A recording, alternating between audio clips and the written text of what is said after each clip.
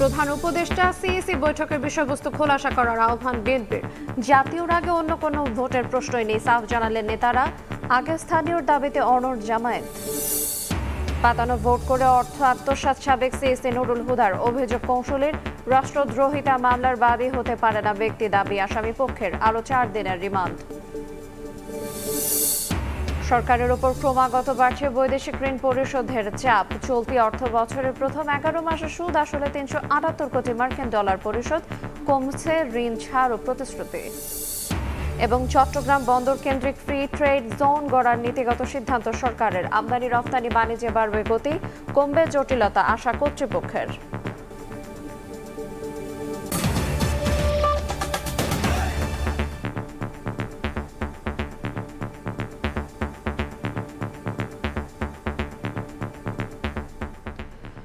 দেখছিলেন শিরোনাম, ভোরের সময় সঙ্গে আছে ইনায়েত।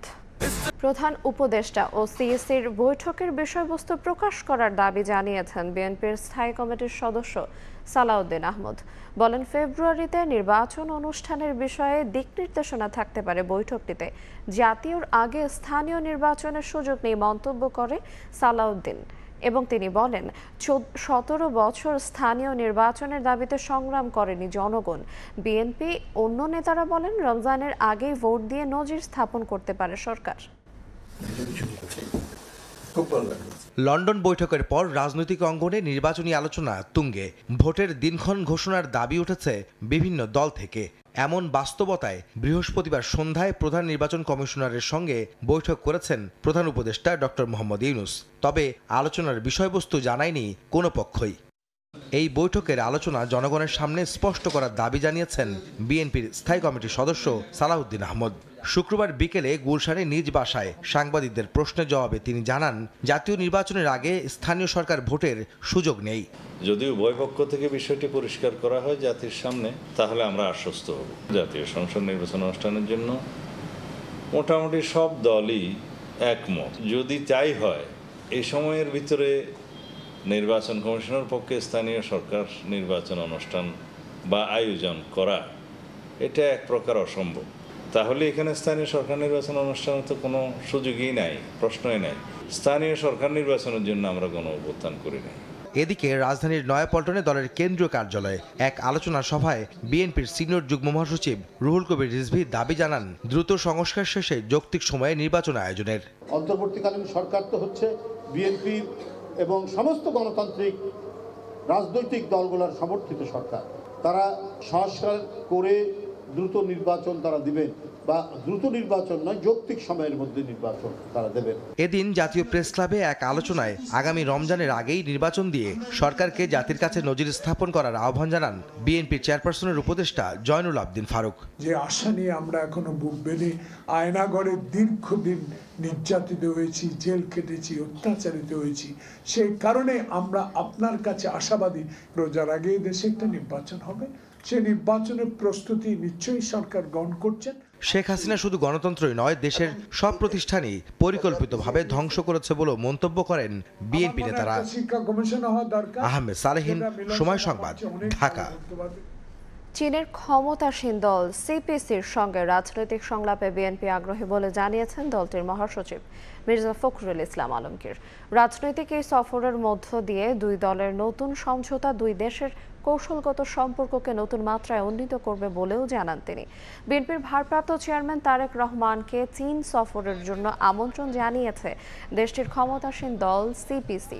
শুক্রবার রাতে 5 দিনের চীন সফর শেষে দেশে ফিরে সংবাদ সম্মেলনে কথা জানান দলের মহাসচিব মির্জা ফখরুল ইসলাম আলমগীর। একই সঙ্গে বাংলাদেশ সফরের আমন্ত্রণ সিপিসি গ্রহণ করেছে বলেও জানান মির্জা ফখরুল। রাত 10:40 এয়ার চায়নার একটি ফ্লাইটে শাহজালাল আন্তর্জাতিক বিমানবন্দরে অবতরণ করেন মির্জা ফখরুল। মির্জা আব্বাস, গয়েশ্বরচন্দ্র রায় ও সেলিমা রহমান সহ বিএনপির 9 সদস্য বিশিষ্ট প্রতিনিধি দল গত 22 জুন চীন সফরে যায় বিএনপির প্রতিনিধি দল। যে কমিউনিস্ট পার্টি আছে সিপিসি, তাদের আমন্ত্রণে আমরা গিয়েছিলাম। আমাদের এই সফরটি অত্যন্ত সফল হয়েছে। আমাদের দেখা হয়েছে, মিটিং হয়েছে, অত্যন্ত চমৎকার একটা মিটিং হয়েছে। তারেক রহমান সাহেবকে তারা দাওয়াত করেছেন এবং খুশি হয়েছেন যে তিনি এখন নেতৃত্ব দিচ্ছেন। এবং আমরাও তাদেরকে দাওয়াত করেছি, তারা দাওয়াত গ্রহণ করেছেন এবং একটা পার্টির মধ্যে পার্টি টু পার্টির একটা 2 বছরের রাজনৈতিক ডায়ালগের জন্যে, পলিটিক্যাল ডায়ালগের জন্যে একটা MOU করার আলোচনা হয়েছে। জাতীয়র আগে স্থানীয় নির্বাচনের দাবিতে অনড় রয়েছে জামায়াতে ইসলামী। দলটির আমির ডাক্তার শফিকুর রহমান বলেন, নির্বাচন কমিশনের প্রতি আস্থা নিশ্চিত করতে হলে জাতীয়র আগে স্থানীয় ভোট হওয়া উচিত। মৌলিক সংস্কার নিয়ে মতানৈক্যের বিষয়ে তিনি বলেন, জনপ্রত্যাশা পূরণে দলীয় স্বার্থের ঊর্ধ্বে উঠে কাজ করতে হবে রাজনৈতিক দলগুলোকে। লন্ডন বৈঠকের পর জাতীয় নির্বাচনের দিনক্ষণ নিয়ে অন্তর্বর্তী সরকারের সঙ্গে রাজনৈতিক দলগুলোর দ্বন্দ্বের অবসান হলেও মৌলিক সংস্কার নিয়ে এখনও মতপার্থক্য রয়ে গেছে। শুক্রবার সকালে মৌলভীবাজারে গিয়ে এই নিয়ে কথা বললেন জামায়াতে ইসলামীর আমির। জেলা জামায়াতের সাবেক আমির দেওয়ান সিরাজুল ইসলাম মতলিবের স্বজনদের সঙ্গে দেখা করতে যান ডাক্তার শফিকুর রহমান। এ সময় মৌলিক সংস্কারের বিষয়ে মতানৈক্যের বিষয়ে সাংবাদিকদের প্রশ্নোত্তরে তিনি বলেন, মানুষের প্রত্যাশা পূরণে রাজনৈতিক দলগুলোকে দলীয় স্বার্থের ঊর্ধ্বে উঠে কাজ করতে হবে। রাজনীতি বাংলাদেশের যেন স্বচ্ছ হয়, সুন্দর হয়, আগামীর রাজনীতিটা যেন আবার ফেসিবাদের কোনো জন্ম না দেয়, বরঞ্চ জনপ্রত্যাশা যেন পূরণ হয়।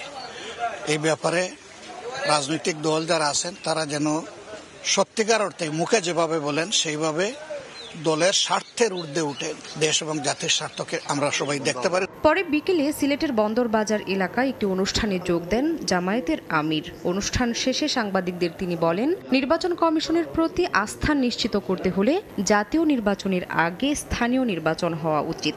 জাতীয় সংসদের নির্বাচনের আগে যদি স্থানীয় সরকার নির্বাচন হয়, তাহলে এই নির্বাচন কমিশনের বিশ্বাসযোগ্যতা এবং তাদের দক্ষতার প্রমাণ জাতি যাচাই করতে পারবে ইনশাআল্লাহ। এদিকে গাজীপুরে একটি দলীয় অনুষ্ঠানে যোগ দেন জামায়াতের সহকারী সেক্রেটারি জেনারেল মাওলানা মোহাম্মদ রফিকুল ইসলাম খান। এ সময় দ্রুত জুলাই হত্যাযজ্ঞে জড়িতদের বিচার দৃশ্যমান করার দাবি জানান রফিকুল ইসলাম।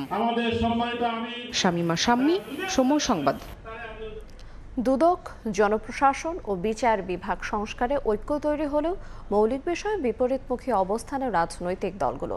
আনুপাতিক উচ্চকক্ষ, সাংবিধানিক ও সংবিধিবদ্ধ প্রতিষ্ঠানে নিয়োগে স্বাধীন কাউন্সিল গঠন এবং প্রধানমন্ত্রীর ক্ষমতা কমানোর মতো বিষয়ে আপত্তি রয়েছে বিএনপি সহ কয়েকটি দলের। তবুও পূর্ণাঙ্গ ঐক্যের ভিত্তিতে জাতীয় সনদ তৈরিতে আশাবাদী ঐক্যমত্য কমিশন। তবে যতটুকু ঐক্যমত্য তৈরি হবে তা বাস্তবায়নের পরামর্শ রাষ্ট্রবিজ্ঞানীর।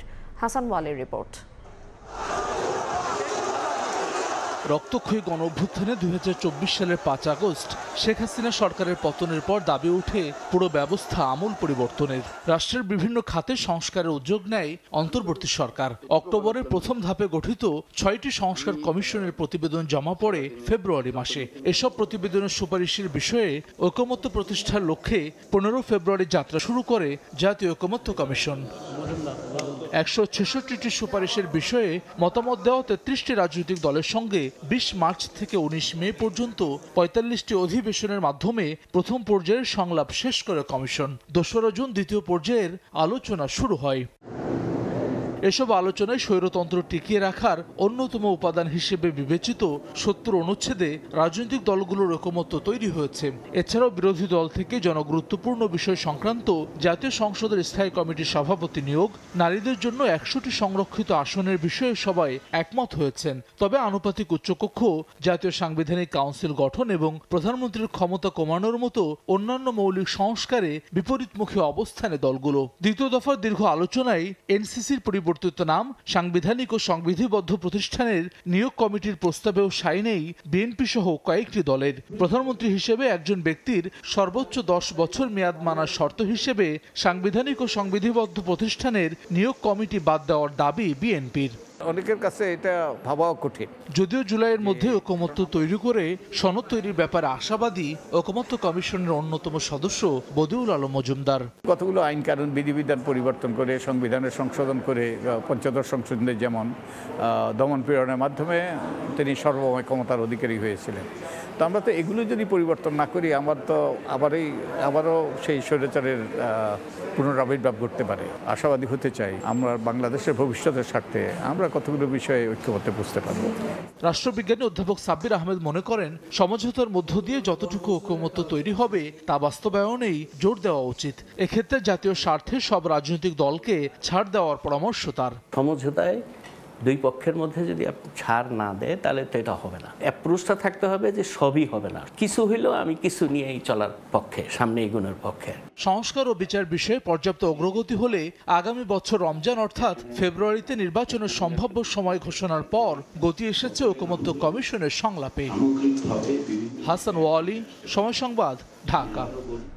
প্রহসনে নির্বাচন করা ও রাষ্ট্রদ্রোহিতার অভিযোগে সাবেক সিইসি KM নুরুল হুদাকে ফের 4 দিনের রিমান্ডে পাঠিয়েছেন আদালত। শুনানিতে রাষ্ট্রপক্ষের কৌঁসুলি জানান, পাতানো নির্বাচন করে সরকারি অর্থ আত্মসাৎ করেছেন নুরুল হুদা, প্রতারণা করেছেন ভোটারদের সঙ্গে। আর আসামি পক্ষের আইনজীবীর দাবি, ব্যক্তি কখনো রাষ্ট্রদ্রোহিতা মামলার বাদী হতে পারেন না। নতুন ধারাগুলো যুক্ত করা হয়েছে কেবলই জামিন আবেদন খারিজ করার চেষ্টা হিসেবে।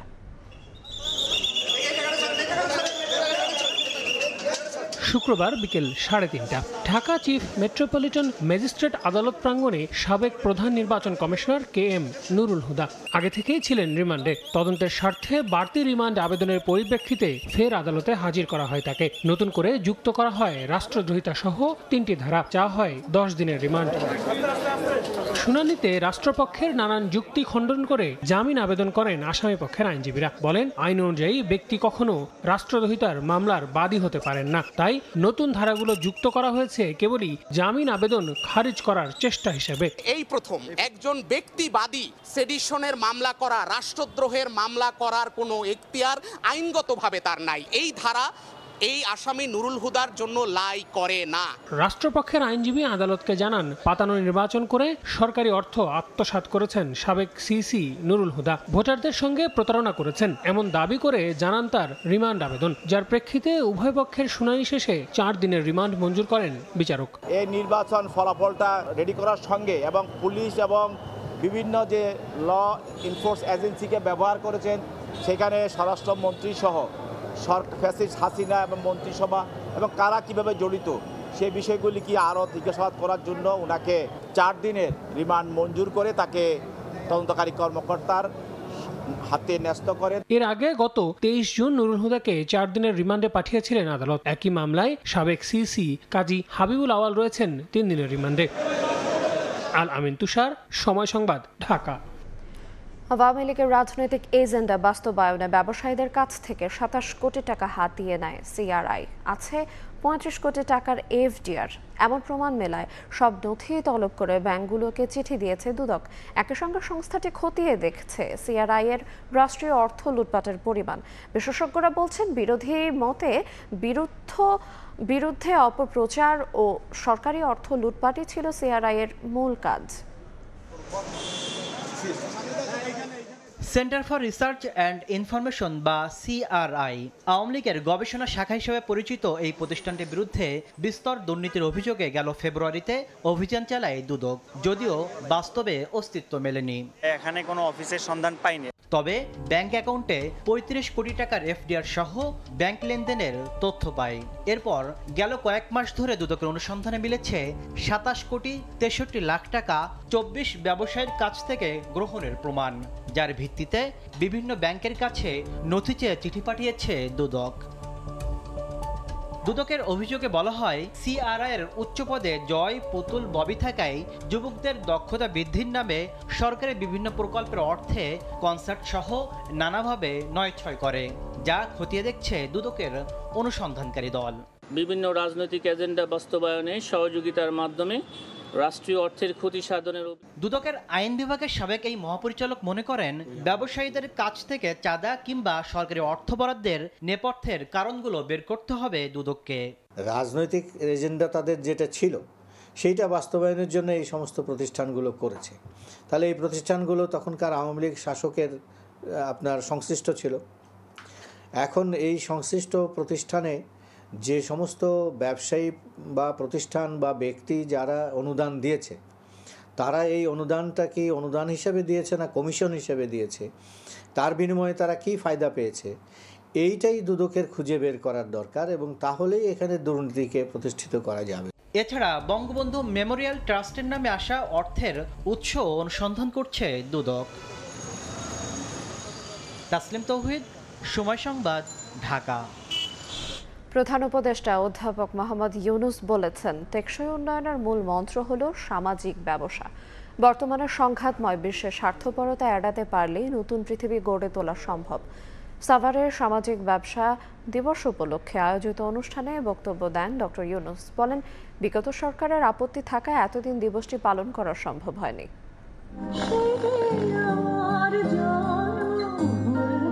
সাভারের জিরাবতে প্রথমে জাতীয় সঙ্গীত ও পরে সাংস্কৃতিক পরিবেশনার মাধ্যমে শুরু হয় সামাজিক ব্যবসা দিবস পালনের অনুষ্ঠান। শুক্রবার প্রথম দিনের আয়োজনে অংশ নেন ৩৮টি দেশের শিক্ষার্থী, উদ্যোক্তা ও বিভিন্ন পেশাজীবী। বক্তব্য রাখেন বাংলাদেশে জাতিসংঘের আবাসিক সমন্বয়ক, বিশ্বব্যাংকের কর্মকর্তা ও কয়েকজন সফল বিদেশি উদ্যোক্তা। উদ্বোধনী বক্তব্যের শুরুতে প্রধান উপদেষ্টা ডক্টর মোহাম্মদ ইউনূস বলেন, বিগত সরকারের আপত্তি থাকায় সামাজিক ব্যবসা দিবস পালন করা সম্ভব হয়নি। This was built for Social Business Day, but you couldn't hold that Social Business Day. Not because we are not ready, because government will not allow to make it happen. What a strange way. This is nothing to do with anything government should worry about. But we are not allowed to hold this. So this is the first time we are holding Social Business Day in this facility. বর্তমান বিশ্ব স্বার্থপরতা দিয়ে গড়ে উঠেছে উল্লেখ করে প্রধান উপদেষ্টা বলেন, ভুল পথে চলার এই যাত্রা ধ্বংসের মাধ্যমে শেষ হবে। এই অবস্থায় অনুদানের মাধ্যমে নয়, সামাজিক ব্যবসার মাধ্যমে জনগণের স্বাস্থ্য সেবা নিশ্চিত করতে হবে। We say selfishness is very much in us. Message is we are on the wrong path. If we keep on pursuing this path, all we end up with massive disaster. It's not something we have to overnight destroy everything. You're just slowly moving in a different direction, that's all. পরে সামাজিক ব্যবসা দিবস উপলক্ষে আয়োজিত মেলার বিভিন্ন stall পরিদর্শন করেন ডক্টর মোহাম্মদ ইউনূস। নাজমুস সালেহী, সময় সংবাদ, ঢাকা। ভোরের সময় আরও থাকছে, যাত্রী ও 7 জন ক্রু নিয়ে উড্ডয়নের 21 মিনিট পরেই করতে হয় জরুরি অবতরণ। সকালে সিঙ্গাপুরগামী বিমান বাংলাদেশ এয়ারলাইন্সের একটি ফ্লাইটে এমন ঘটনা ঘটেছে। কর্তৃপক্ষ জানিয়েছে, প্রায় 2500 ফুট উচ্চতায় পাখির আঘাতে উড়োজাহাজটিতে যান্ত্রিক ত্রুটি দেখা দেয়। শাহজালাল বিমানবন্দরে জরুরি অবতরণের কয়েক ঘন্টা পর যাত্রীদের নতুন ফ্লাইটে গন্তব্যে পৌঁছানোর ব্যবস্থা করে বিমান। বিশেষজ্ঞরা জানান, গত 1 বছরে বিমানবন্দরে কমপক্ষে 20টি বার্ড হিটের ঘটনা ঘটেছে। বড় ধরনের দুর্ঘটনা এড়াতে কার্যকর উদ্যোগ নেওয়ার পরামর্শ তাদের।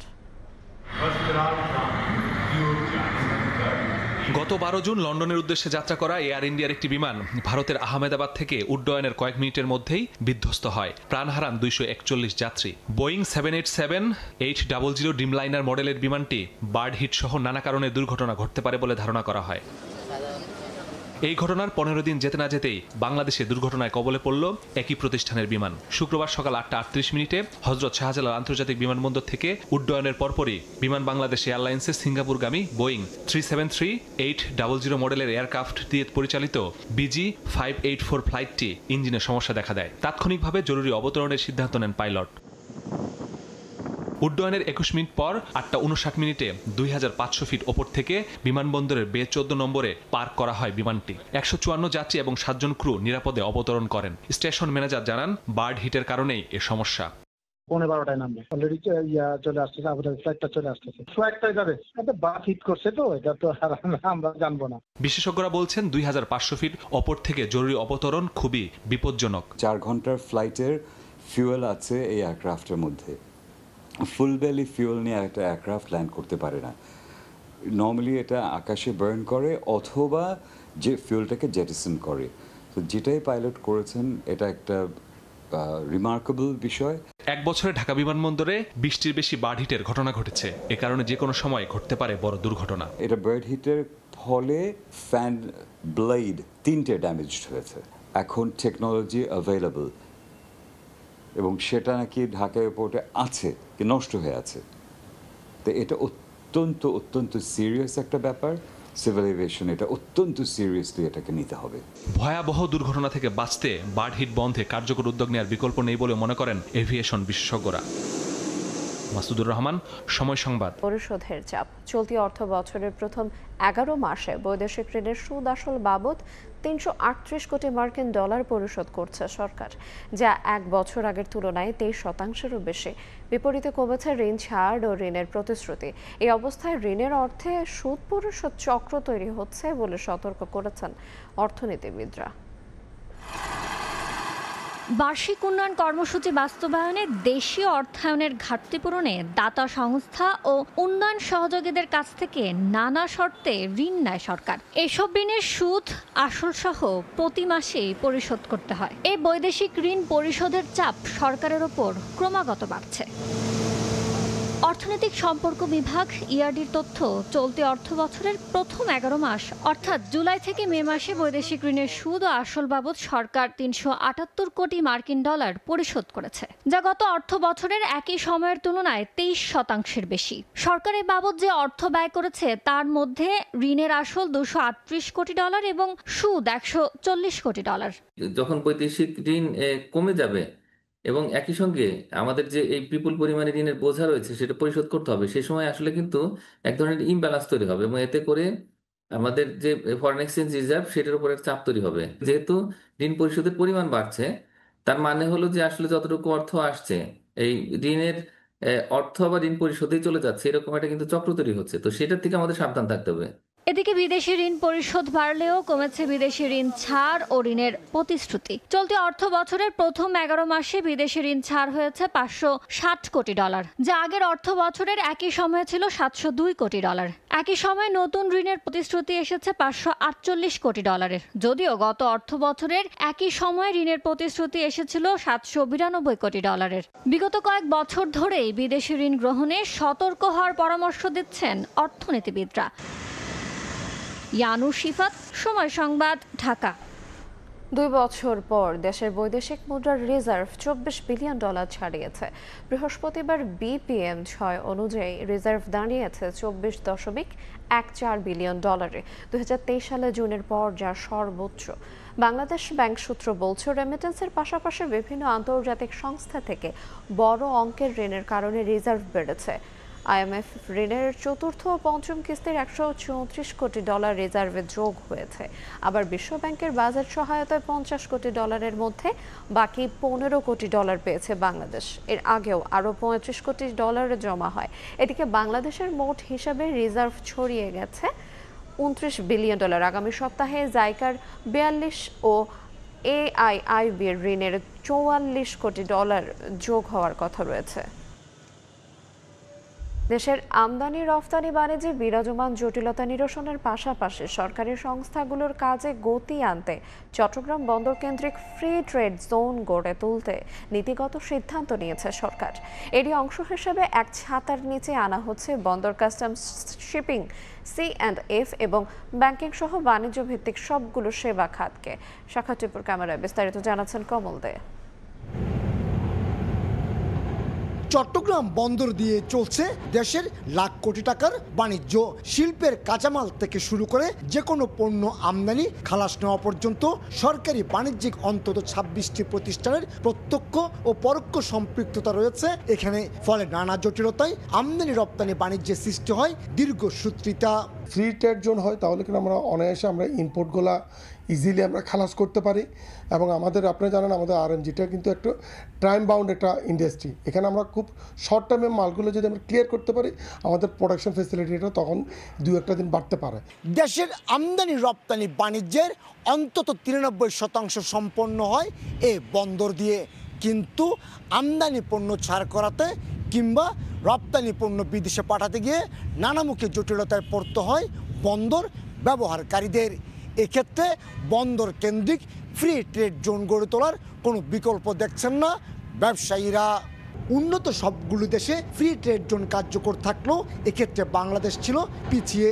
বিশেষ করে তৈরি পোশাক খাতে সাম্প্রতিক সময়ে যে সংকট সৃষ্টি হয়েছে তা কাটাতেও ভূমিকা রাখবে এই ফ্রি ট্রেড জোন। রপ্তানি পণ্য জাহাজে তোলার আগে যেমন এখানে এনে সংরক্ষণ করা যাবে, তেমনি আমদানি করা কাঁচামালও মজুত রাখার ব্যবস্থা থাকবে। এটা অত্যন্ত ইতিবাচক দেশের স্বার্থে, বাণিজ্যের স্বার্থে। এই ফ্রি ট্রেড জোন এখানে বিজনেস ফ্রেন্ডলি একটা পরিবেশ থাকবে, বিজনেস ফ্রেন্ডলি পলিসিগুলো ইস্যু হবে। তবে এবার ব্যবসায়ীদের সেই ফ্রি ট্রেড জোন নিয়ে প্রতীক্ষার অবসান হচ্ছে। চলতি বছরই চট্টগ্রাম বন্দরে কার্যক্রম শুরু হবে বিশেষ এই জোনের। ফ্রি ট্রেড জোনের জন্য জায়গা বাছাই সহ ইতিমধ্যে সরকারি পর্যায়ে একটি শক্তিশালী কমিটিও গঠন করা হয়েছে বলে জানিয়েছেন চট্টগ্রাম বন্দরের চেয়ারম্যান। অচিরেই এই জায়গাটা হয়ে যাবে এবং এটা হয়ে গেলে এইখানে আপনার তুলা থেকে শুরু করে যে ধরনের র মেটেরিয়াল এই ফ্রি ট্রেড জোনে রাখলে লোকাল কারেন্সিতে আপনার এলসি ওপেন করে শর্টেস্ট পসিবল টাইমের মধ্যে তারা মার্কেট থেকে ডেলিভারি নিতে পারবে এখান থেকে। এদিকে চট্টগ্রাম শাহ আমানত বিমানবন্দরকেও যুক্ত করা হচ্ছে আমদানি রপ্তানি বাণিজ্যের গতি আনার কাজে। বিনিয়োগকারীদের সুবিধার্থে প্রথম পর্যায়ে বিমানবন্দরে স্থাপন হচ্ছে ওয়ান স্টপ ক্রাইসিস সেন্টার। অত্যন্ত ব্যবসা বান্ধব এয়ারপোর্ট। আমাদের এখানে যদি কোনো বিদেশি যাত্রী যদি কোনো এসে কোনো ধরনের সাহায্য চায়, ব্যবসায়িক যাতে বিনিয়োগ করতে আসে, সে ব্যাপারে আমরা যথেষ্ট তৎপর। চট্টগ্রাম বন্দর বছরে 32 লাখ কন্টেনারের পাশাপাশি 12 কোটি মেট্রিক টন কার্গো পণ্য হ্যান্ডেলিং করছে। কমল দে, সময় সংবাদ, চট্টগ্রাম। প্রথম শ্রেণীর পৌরসভা হলেও নাগরিক সুবিধা থেকে বঞ্চিত লক্ষ্মীপুরের রামগঞ্জ পৌরসভার বাসিন্দারা। খানাখন্দে ভরা সড়ক, সামান্য বৃষ্টিতেই জলাবদ্ধতা, রয়েছে বিশুদ্ধ খাবার পানির সংকট। নিয়মিত পৌর কর দিয়েও সেবা না পেয়ে ক্ষুব্ধ পৌরবাসী।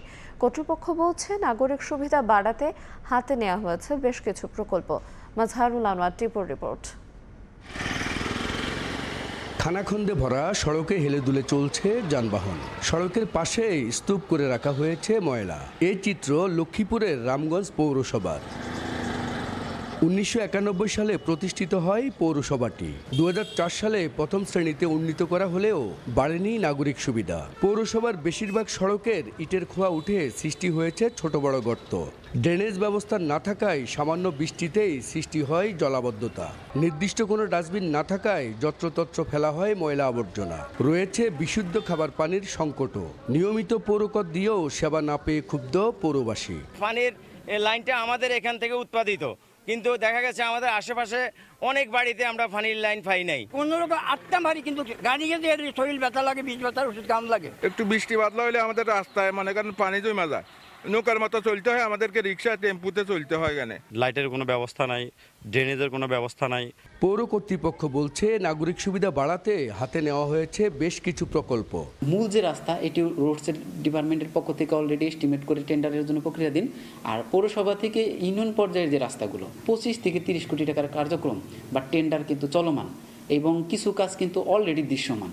রামগঞ্জ পৌরসভায় প্রায় 1 লাখ মানুষের বসবাস। পৌরসভাটির মোট সড়কের দৈর্ঘ্য 163 কিলোমিটার। মাজহারুল আনোয়ার টিপু, সময় সংবাদ, লক্ষ্মীপুর। মৌসুমে সক্রিয় হয়ে উঠেছে গাছ পাচারকারী চক্র। রুট হিসেবে ব্যবহার হচ্ছে চট্টগ্রাম বিশ্ববিদ্যালয়ের ঝিরিপথ ও স্লুইস গেট। সম্প্রতি বিশ্ববিদ্যালয় প্রশাসনের অভিযানে জব্দ হয়েছে প্রায় 1/2 গাছের গুঁড়ি। তবে তদন্ত করে পাচার রোধের আশ্বাস সংশ্লিষ্টদের। তারিফ রহমানের রিপোর্ট। পানিতে ভাসছে গাছের গুঁড়ি। পাহাড়ের ঝিরিপথের মাঝে শ্রমিক দিয়ে তা তুলে নিচ্ছেন ব্যবসায়ীরা। গত 18 জুন চট্টগ্রাম বিশ্ববিদ্যালয়ের স্লুইস গেট এলাকায় ভেসে আসে বিপুল পরিমাণ গাছের গুঁড়ি। খবর পেয়ে বিশ্ববিদ্যালয়ের প্রশাসন জব্দ করে 49টি গাছ। বিশ্ববিদ্যালয়ের তথ্য মতে প্রতি বছরই বর্ষা মৌসুমে একই কৌশলে বিশ্ববিদ্যালয় ক্যাম্পাস ও এর আশেপাশে এলাকা থেকে অবৈধভাবে গাছ কেটে একই রুট দিয়ে পাচার করে একটি সংঘবদ্ধ চক্র। গাছ কেটে ঝিরির পানিতে ভাসিয়ে পার করা হয় বিশ্ববিদ্যালয়ের স্লুইস গেট। গত সপ্তাহে আটক করা হয় এমন একটি চালান। তবে জব্দ হওয়া গাছ মোহাম্মদ আলী নামে এক ব্যবসায়ী নিজের বলে দাবি করলেও দেখাতে পারেননি বন বিভাগের ছাড়পত্র ও বিশ্ববিদ্যালয়ের পথ ব্যবহারের বৈধ কাগজপত্র। আমি টাকা দিয়ে গাছ কিনছি মালিকানা জায়গা থেকে এই গাছগুলো কাটার জন্য। এখন আমি তো জানি না যে এটা নতুনের জন্য ছাড়পত্র কিভাবে দিতে হয়, এটা আমি জানি না। নাহলে অবশ্যই এটা আমি নিতাম। এই বিষয়ে আইনানুগ ব্যবস্থার আশ্বাস বিশ্ববিদ্যালয় প্রশাসনের। আমরা তাদের কাছ থেকে কোনো কিছুই পাইনি, কোনো বন বিভাগের ছাড়পত্র পাই নাই, আমাদের বিশ্ববিদ্যালয়ে কোনো অনুমতিপত্র নেই, এবং যদি বন বিভাগের ছাড়পত্র পাওয়ার পরেও যদি আমাদের অভ্যন্তরীণ পথ ব্যবহার করে নিয়ে যেতে চাই, সেই ক্ষেত্রে বিশ্ববিদ্যালয়ের অনুমতি প্রয়োজন, কিন্তু সেই অনুমতিটাও তারা আমাদের কাছ থেকে নেয়নি। যে গাছগুলো আসলেই কিন্তু বিশ্ববিদ্যালয় থেকে কেনা হয়েছে না বিশ্ববিদ্যালয়ের এরিয়ার বাইরে, আমরা একটা টিম আমরা সেখানে পাঠায়ে দেখা গেল যে কিছু গাছ হয়তো তারা বিশ্ববিদ্যালয়ের বাহির থেকে কেটেছে আর কিছু গাছ বিশ্ববিদ্যালয় থেকে কেটেছে। আমরা এই বিষয়গুলো আরো ফার্দার তদন্ত করবার জন্য আমরা তদন্ত কমিটি গঠন করে আমরা সমস্যাটার মূলে যেতে চাই। তদন্ত করে চক্রটির বিরুদ্ধে ব্যবস্থা নেওয়ার আশ্বাস দিয়েছে বন বিভাগও। আমরা এটা তদন্ত করে কাঠগুলোর উৎস খুঁজে বের করব এবং এইখানে যদি কোনো অবৈধ কোনো কার্যকলাপ হয়ে থাকে বন আইনের পরিপন্থী, সেক্ষেত্রে আমরা যথাযথ ব্যবস্থা গ্রহণ করব। বিশ্ববিদ্যালয় এলাকার বনভূমি সংরক্ষণে আরও কঠোর ব্যবস্থা নেওয়ার দাবি জানিয়েছেন শিক্ষার্থীরা। তারিফ রহমান, সময় সংবাদ, চট্টগ্রাম। নিয়মনীতির তোয়াক্কা না করে পার্বত্য জেলা বান্দরবানে নদী ও খাল থেকে অবাধে উত্তোলন করা হচ্ছে বালু। এতে হুমকির মুখে নদী তীরবর্তী বাড়িঘর ও ফসলের জমি সহ নানা স্থাপনা। স্থানীয়দের অভিযোগ, বালু মহালের অনুমতি না থাকলেও প্রশাসনকে ম্যানেজ করেই চলছে এই কাজ। এই বালু উত্তোলন বন্ধে ব্যবস্থা নেওয়ার গতানুগতিক আশ্বাস প্রশাসনের। সোহেল কান্তিনাথের ছবিতে এনে জাকিরের রিপোর্ট। ড্রেজার মেশিন ও এক্সকাভেটর দিয়ে সাঙ্গু নদীর তীর থেকে প্রকাশ্যে উত্তোলন করা হচ্ছে বালু, আর ট্রাকে করে সে বালু নিয়ে যাওয়া হচ্ছে বিভিন্ন স্থানে। বান্দরবান সদর উপজেলার কুহালং মাঝেরপাড়া, চড়ুইপাড়া, সুলতানপুর, কায়স্থলী সহ জেলার বিভিন্ন উপজেলায় চলছে এভাবে বালু উত্তোলনের মহোৎসব। জেলায় সরকারিভাবে বালু মহালের অনুমোদন না থাকলেও দিনে রাতে নদী, খাল ও চর থেকে বালু উত্তোলন করছে অসাধু চক্র। এতে হুমকির মুখে নদী তীরবর্তী বাড়িঘর ও ফসলি জমি সহ নানা স্থাপনা। স্থানীয়দের অভিযোগ, বালু মহালের অনুমতি না থাকলেও প্রশাসনকে ম্যানেজ করে চলছে এই কাজ। বর্ষাকালে কিন্তু একদিন বৃষ্টি পড়লে আমাদের নদীর পানি আমাদের একদম ঘরের উপরে চলে আসে। মাটিগুলো যদি কেটে নেওয়া হয় তাহলে কিন্তু পানিটা মানে একদম খুব দ্রুত আমাদের ঘরে চলে আসবে। গত বছর কিন্তু অনেকটা কিন্তু মাটি বিক্রি করা হয়েছে, এটার মধ্যে কিন্তু আমরা এখনো কিন্তু এটা মাটি ভরা এখনো হয় নাই, তার মধ্যে কিন্তু এটা কোনো কিছু চাষাবাদ করা যায় না। বালু উত্তোলন বন্ধে ব্যবস্থা নেওয়ার আশ্বাস পরিবেশ অধিদপ্তরের। যারা এই ধরনের বালু মহলের কাজ করতেছে তাদেরকে আমি সতর্ক করতে চাই, আমরা প্রশাসন সহ সবাই সজাগ আছে এবং তাদের বিরুদ্ধে কঠোর ব্যবস্থা নেওয়া হবে। পরিবেশ অধিদপ্তরের তথ্য মতে গেল 2 মাসে অবৈধ বালু উত্তোলনের দায়ে 5টি মামলায় 10 লাখ টাকা জরিমানা করা হয়েছে। এনএ জাকির, সময় সংবাদ। ভোরের সময়।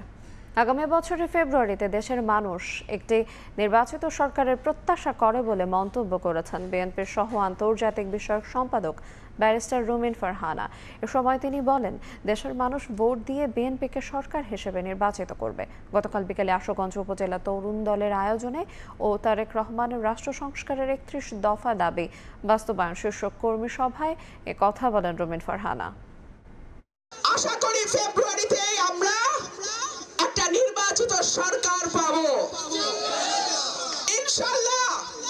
আশা করি ফেব্রুয়ারিতে আপনাদের ভোটে ইনশাআল্লাহ বিএনপি সরকার গঠন করবে। আপনাদের ভোটে আমি যদি এমপি নির্বাচিত হই, সরাইল আশুগঞ্জে আমার মা বোনদের ঘরে ঘরে আমি গ্যাসের সুব্যবস্থা করব। চাষ হচ্ছে নতুন জাতের বোরো বিনা ধান 25। বাংলাদেশ পরমাণু কৃষি গবেষণা ইনস্টিটিউট বিনা উদ্ভাবিত প্রিমিয়াম কোয়ালিটির বোরো ধানের ফলন বেশি হওয়ায় খুশি কৃষকরা। বিনা ধান 25 আবাদ বাড়াতে কৃষকদের পরামর্শ দেওয়া হচ্ছে বলে জানিয়েছেন বিনার বিজ্ঞানীরা। খাগড়াছড়ির রিপোর্টার জিতেন বড়ুয়ার রিপোর্ট। খাগড়াছড়ির বিভিন্ন পরীক্ষণ মাঠে বিনা ধান 12 ও বৃধান 28-এর সঙ্গে এবার বিনা ধান 25 চাষ করে বাংলাদেশ পরমাণু কৃষি গবেষণা ইনস্টিটিউট বিনা। প্রিমিয়াম কোয়ালিটির এই বোরো ধানের পরীক্ষণ ও মূল্যায়ন শেষে বিনার গবেষকরা জানিয়েছেন, খাগড়াছড়ির আবহাওয়ায় বিনা ধান 25-এর ফলন অন্যান্য জাতের চেয়ে প্রায় দ্বিগুণ হয়েছে।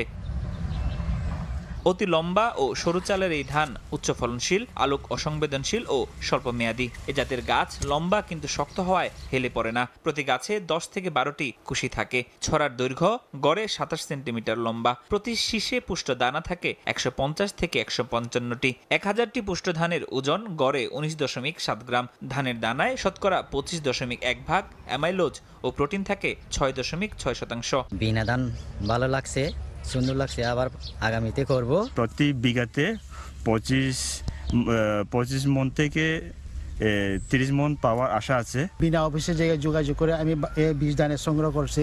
কানের প্রতি 25-26 মন মতো ধান হবে। বিনার বিজ্ঞানীরা জানান, পরীক্ষণ মাঠের হিসাব 1 হেক্টর জমিতে বিনা ধান 12 হয়েছে 4.5 টন, ব্রি ধান 28 হয়েছে 5.5 টন। অন্যদিকে বিনা ধান 25 প্রতি হেক্টর জমিতে উৎপাদিত হয়েছে 7.67 মেট্রিক টন। এই জাতটা আমরা 2022 সালে আমাদের বিনা থেকে অবমুক্ত হয়। জাতটা একটা প্রিমিয়াম কোয়ালিটি সরু চালের জাত, যার কারণে এটা কিন্তু বিদেশে রপ্তানিযোগ্য।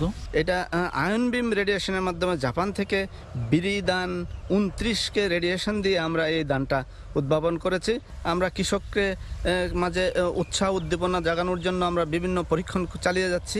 তবে কৃষকরা বেশ ভালো উৎসাহ পাচ্ছে। আমরা তাদেরকে বীজ বিতরণ করছি, যেটা আমাদের এই ধানটা যাতে সারা দেশে ছড়িয়ে পড়ে। পার্বত্য চট্টগ্রামের আবহাওয়া ও মাটিতে বিনা 25 জাতের ধান উৎপাদন খুবই সন্তোষজনক বলে জানালেন বিজ্ঞানীরা। সময় সংবাদ, খাগড়াছড়ি। রাঙামাটিতে চমক দেখাচ্ছে বিলেতি ধনেপাতা। অনুকূল পরিবেশের কারণে দিন দিন বাড়ছে এর চাষ, লাভবান হচ্ছেন কৃষকরাও। কৃষি বিভাগ বলছে ইতোমধ্যে এর বাজার ছাড়িয়েছে 200 কোটি টাকা।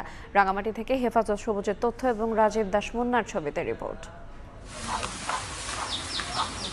পাহাড়ের পাদদেশে বাঁশের মাচা দেখে মনে হতে পারে পানির বরজ, অথচ এই ছাউনির নিচে তাকালে চোখে পড়বে লম্বা পাতা বিশিষ্ট সবুজ উদ্ভিদ। এটি হলো বিলেতি ধনেপাতা। এমন দৃশ্যের দেখা মিলবে রাঙ্গামাটি জেলার কাউখালী কাপ্তাই উপজেলার প্রায় প্রতিটি গ্রামে। কৃষি বিভাগ বলছে পাহাড়ি এই ধনেপাতা সুগন্ধযুক্ত, উচ্চ পুষ্টি ও ভেষজ গুণ সমৃদ্ধ। দেশব্যাপী দিন দিন বাড়ছে চাহিদা। তবে এই ফসল জলাবদ্ধতা সইতে পারে না, প্রয়োজন হয় পর্যাপ্ত আলো বাতাস। ভালো দামে বিক্রি হচ্ছে আর কি, 80-90 করে বিক্রি করলাম। ঠিক মতন যদি ওই উৎপাদন করি পাইলে লাভ আছে। হ্যাঁ, ইউন বেজা যায় যে সম্ভবকা 90 থেকে দাম হয়। চাষ ও চাহিদা বিবেচনায় বর্তমানে পার্বত্য অঞ্চলের অন্যতম অর্থকরী ফসলে পরিণত হয়েছে এই ধনেপাতা। এমন দাবি করে বাজার চাহিদা মেটাতে কৃষকদের সব ধরনের সহযোগিতার আশ্বাস দিয়েছে স্থানীয় কৃষি বিভাগ। এটার বাজার কিন্তু শুধু রাঙ্গামাটি না, এটা ঢাকা পর্যন্ত কিন্তু চলে যায়। প্রায় 30 টন যে আপনার ধনেপাতার আমরা সবজি হিসাবে প্রোডাকশন পাই, এতে কম করে হলো আপনার 200 কোটি টাকার বাজার মূল্য আমরা পেয়ে থাকি। কৃষি বিভাগের তথ্য মতে জেলায় এবছর 50 হেক্টর জমিতে বিলেতি ধনেপাতার চাষ হয়েছে, আর উৎপাদন লক্ষ্যমাত্রা ধরা হয়েছে 3000 মেট্রিক টন। সময় সংবাদ, রাঙামাটি। ভোরের আলো ফোটার সঙ্গে সঙ্গে জমে উঠেছে ফেনীর পৌর আড়তে মাছ বেচাকেনা। দেশের বিভিন্ন স্থান থেকে মাছ সরবরাহ করা হয় এই বাজারে। এই মুহূর্তে সেখানে আছেন সহকর্মী আতিয়া সজল। সরাসরি যাচ্ছি তার কাছে। সজল, ফেনীর সবচেয়ে বড় এই মৎস্য আড়তটিতে প্রতিদিন কাকডাকা ভোর থেকে কিন্তু দেশের বিভিন্ন প্রান্ত থেকে বিভিন্ন জায়গা থেকে কিন্তু এখানে রং বেরঙের মাছ, টনকে টন মাছ এখানে আসে বিক্রির উদ্দেশ্যে, এবং সেই মাছ বিক্রিকে কেন্দ্র করে এখানে কিন্তু হাক ডাকে সরগরম থাকে বিক্রেতা ক্রেতাদের। আজও তার ব্যতিক্রম নয়। দেখতে পাচ্ছেন যে পুরো বাজারেই মানুষজন, ক্রেতা বিক্রেতাদের জনাকীর্ণ একটি অবস্থা, এবং এখানে যে মাছ আসে সেটা কিন্তু মূলত ফেনীর স্থানীয় উৎপাদিত যে মাছগুলো রয়েছে খামারিদের এবং বিভিন্ন উৎস থেকে পাওয়া মাছ, পাশাপাশি দেশের বিভিন্ন জেলা থেকে এখানে বিভিন্ন প্রজাতির মাছ আসে, এবং সে সকল মাছ এখানে কমিশনের ভিত্তিতে ক্রেতাদের সামনেই কিন্তু ওপেন নিলামে বিক্রি হয়। সর্বোচ্চ দরদাতারা আজকে এখান থেকে মাছ কিনে নিতে পারে প্রতিনিয়ত। এবং মাছের দরের কথা যদি বলি, ক্রেতা বিক্রেতারা যেটা জানিয়েছেন, অন্যান্য দিনের তুলনায় গত সপ্তাহখানেক ধরে ফেনীর এই আড়তে তুলনামূলকভাবে মাছের পরিমাণ কিছুটা কমেছে, এবং সেই মাছ তুলনামূলকভাবে যোগান কমার কারণে দেশীয় সব ধরনের মাছের দাম কিন্তু কিন্তু কিছুটা বেড়েছে এবং মাছ দাম বাড়ার কারণে ক্রেতারা যেটা বলছেন বা বিক্রেতারা যেটা বলছেন যে গত কয়েকদিন দেশের বিভিন্ন জায়গায় আকস্মিক বৃষ্টি হওয়ার কারণে বিভিন্ন উৎস যেগুলো রয়েছে মাছের সকল উৎস থেকে পর্যাপ্ত পরিমাণ মাছ আহরণ করতে পারছেন না, যার কারণে সকল আড়তে পর্যাপ্ত মাছও আসছেন না। তবে আজকে ক্রেতা বিক্রেতারা যেটা জানিয়েছেন হরিণা এবং বাগদা চিংড়ার দাম কিছুটা কমেছে, যেগুলো বা হরিণা চিংড়া 550 থেকে 580 টাকায় বিক্রি হচ্ছে, বাগদা চিংড়ি আকার ভেদে 650 থেকে 950 টাকায় বিক্রি হচ্ছে। ওদিকে গলদা চিংড়ি এখন সিজন না থাকায় কিছুটা পরিমাণে কম ওঠায় 1200 থেকে 1400 টাকায় কেজি বিক্রি হচ্ছে। রুই মাছ আকার ভেদে যেগুলো 200 থেকে 350 টাকার মধ্যে বিক্রি হচ্ছে, তেলাপিয়া মাছও 150 থেকে 200 টাকার মধ্যে বিক্রি হচ্ছে। আর যদি বলি পাঙ্গাস মাছ 150 থেকে 170 টাকা, শিং মাছ 180 থেকে 260-70 টাকার মধ্যে বিক্রি হচ্ছে। আবার ইলিশ মাছের কথা যদি বলি, সেই ইলিশ মাছ পর্যাপ্ত পরিমাণে না উঠলেও যেগুলো 3টায় কেজি সেগুলো 600 টাকায় বিক্রি হচ্ছে। আবার 700 গ্রাম বা 800 গ্রাম ইলিশ সেগুলো 1500 টাকা করে কেজি দর বিক্রি হচ্ছে। ওদিকে 1 কেজির উপরে যে সকল ইলিশ সেগুলো 2200-2300 টাকা করে বিক্রি হচ্ছে। এই যে দেখতে পাচ্ছেন যে মাছ এ সকল আবার সামুদ্রিক মাছের দাম কিন্তু স্থিতিশীল অবস্থায় রয়েছে। সব মিলেই আপনাকে যদি বলি ফেনীর এই আড়তটিতে প্রায় 50টির মতো আড়ত রয়েছে। এ সকল আড়তে প্রতিদিন গড়ে প্রায় 1.5 থেকে 2 কোটি টাকার মাছ বেচা বিক্রি হয়। আজকে মাছের বাজার দর নিয়ে ক্রেতা বিক্রেতাদের মধ্যে মিশ্র প্রতিক্রিয়া রয়েছেন। যারা বিক্রি করছেন তারা বলছে স্থিতিশীল অবস্থায় রয়েছে, যারা কিনতে আসছেন তারা বলছেন যে মাছ গত সপ্তাহখানেক ধরে মাছের দাম কিছুটা বেশি যাচ্ছে। এই ছিল আমার কাছে ফেনীর মাছ বাজার থেকে মাছের বাজার দরের সবশেষ। আমরা সরাসরি যুক্ত ছিলাম ফেনী থেকে। আম শিল্পে বিনিয়োগ এবং আম ও আমজাত পণ্য আমদানিতে আগ্রহের কথা জানিয়েছেন ঢাকায় নিযুক্ত আলজেরিয়া রাষ্ট্রদূত আবদৌহলিহাব সাইদানি। গতকাল বিকেলে চাঁপাইনবাবগঞ্জে আম চাষি, ব্যবসায়ী, উদ্যোক্তা ও রফতানিকারকদের সঙ্গে মতবিনিময় সভায় এ কথা জানান তিনি। শিগগিরই দুই দেশের মধ্যে সরাসরি ফ্লাইট চালুর আশ্বাসও দেন রাষ্ট্রদূত। এছাড়া বাণিজ্য ও পর্যটন একসঙ্গে কাজ করার কথা জানান আবদুলওহাব সাইদানি। পরে জেলার বিভিন্ন বাগান, আম বাজার এবং আমজাত পণ্য প্রক্রিয়াকরণ কারখানা পরিদর্শন করে কৃষক ও উদ্যোক্তাদের সঙ্গে কথাও বলেন তিনি। দুর্নীতি, সন্ত্রাস ও চাঁদাবাজ মুক্ত বাংলাদেশ গড়তে সৎ, দক্ষ ও নৈতিক নেতৃত্বকে বেছে নেওয়ার আহ্বান জানিয়েছেন জামায়াতে ইসলামী ঢাকা মহানগরী দক্ষিণের সেক্রেটারি ডক্টর শফিকুল ইসলাম মাসুদ। গতকালে বিকেলে রাজধানীর পুরনো পল্টনে কলেজ মাঠে বৃক্ষরোপণ কর্মসূচির উদ্বোধনী অনুষ্ঠানে এই আহ্বান জানান তিনি। রাষ্ট্র পরিচালনার সুযোগ পেলে সবার জন্য নিরাপত্তা ও বাসযোগ্য শহর গড়ে তোলার প্রতিশ্রুতি দেন ঢাকা মহানগরী দক্ষিণের জামায়াতে আমির নুরুল ইসলাম বুলবুল। অনুষ্ঠানে উপস্থিত ছিলেন জামায়াতের ঢাকা মহানগরী দক্ষিণের নেতাকর্মীরা। বৃক্ষরোপণই নয়, পুরো বাংলাদেশের মানুষের ভোরের সময় এই ছিল আমার কাছে। পরবর্তী সংবাদগুলো জানাতে সঙ্গে থাকবেন সহকর্মী আমিরুল ইসলাম আলিফ। আইরিন, আপনাকে ধন্যবাদ। পরবর্তী সংবাদগুলো নিয়ে ফিরছি কিছুক্ষণ পরই। দেখছেন ভোরের সময়।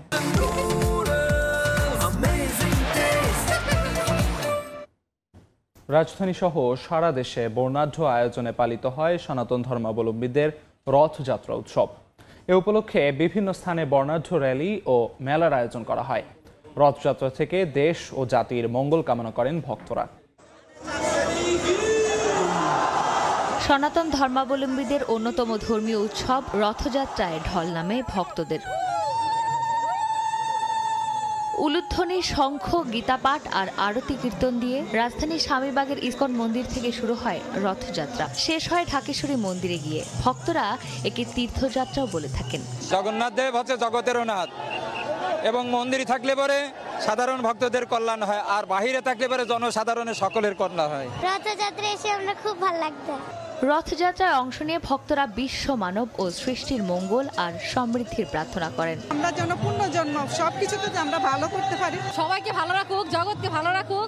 হিন্দু ধর্মাবলম্বীরা বিশ্বাস করেন রথের রশি স্পর্শে পুণ্য লাভ হয়, তাই তো খালি পায়ে বিভিন্ন প্রান্ত থেকে আসা ভক্তরা হাঁটছেন রথের সঙ্গে। এদিকে বর্ণাঢ্য আয়োজনে সাভারের ধামরাইয়ে শুরু হয় 400 বছরের পুরনো উপমহাদেশের অন্যতম বৃহৎ ঐতিহ্যবাহী ধামরাই রথযাত্রা। বিকেলে এ উৎসবের উদ্বোধন করেন স্বরাষ্ট্র উপদেষ্টা। তিনি বলেন, দেশের আইন শৃঙ্খলা ব্যবস্থা আগের থেকে উন্নত হয়েছে, সরকার এ নিয়ে আরও কাজ করছে। এটি এ ভূখণ্ডের মানুষের অসাম্প্রদায়িক মানসিকতা ও ঐতিহ্যের প্রতিফলন। দেশে আইন শৃঙ্খলা পরিস্থিতি আগের চেয়ে অনেক উন্নত হয়েছে। সাধারণ জনগণের সহযোগিতা পেলে এটা আরো ভালো পর্যায়ে নিতে পারবো বলে আমি আশা করি। উৎসব মুখর আবহে 37 ফুট উচ্চতার ঐতিহ্যবাহী যশোমাধবের রথে অংশ নেন অগণিত মানুষ। যে যা মনের বাসনা করে পূর্ণ হয়, সবাই আনন্দিত হয়, সবাই মঙ্গল প্রার্থনা করলাম। আমরা যে সামনে থেকে দেখতে পাচ্ছি, এটা আমাদের কাছে অনেক আনন্দ। ভাষায় বোঝানো যাবে না যে এতটাই ভালো লাগতেছে, মানে কষ্ট তারপরও অনুভব করা যাইতেছে যে না আসি খুব তৃপ্তি পাইলাম। 5 জুলাই উল্টো রথের মাধ্যমে শেষ হবে পূজার আনুষ্ঠানিকতা।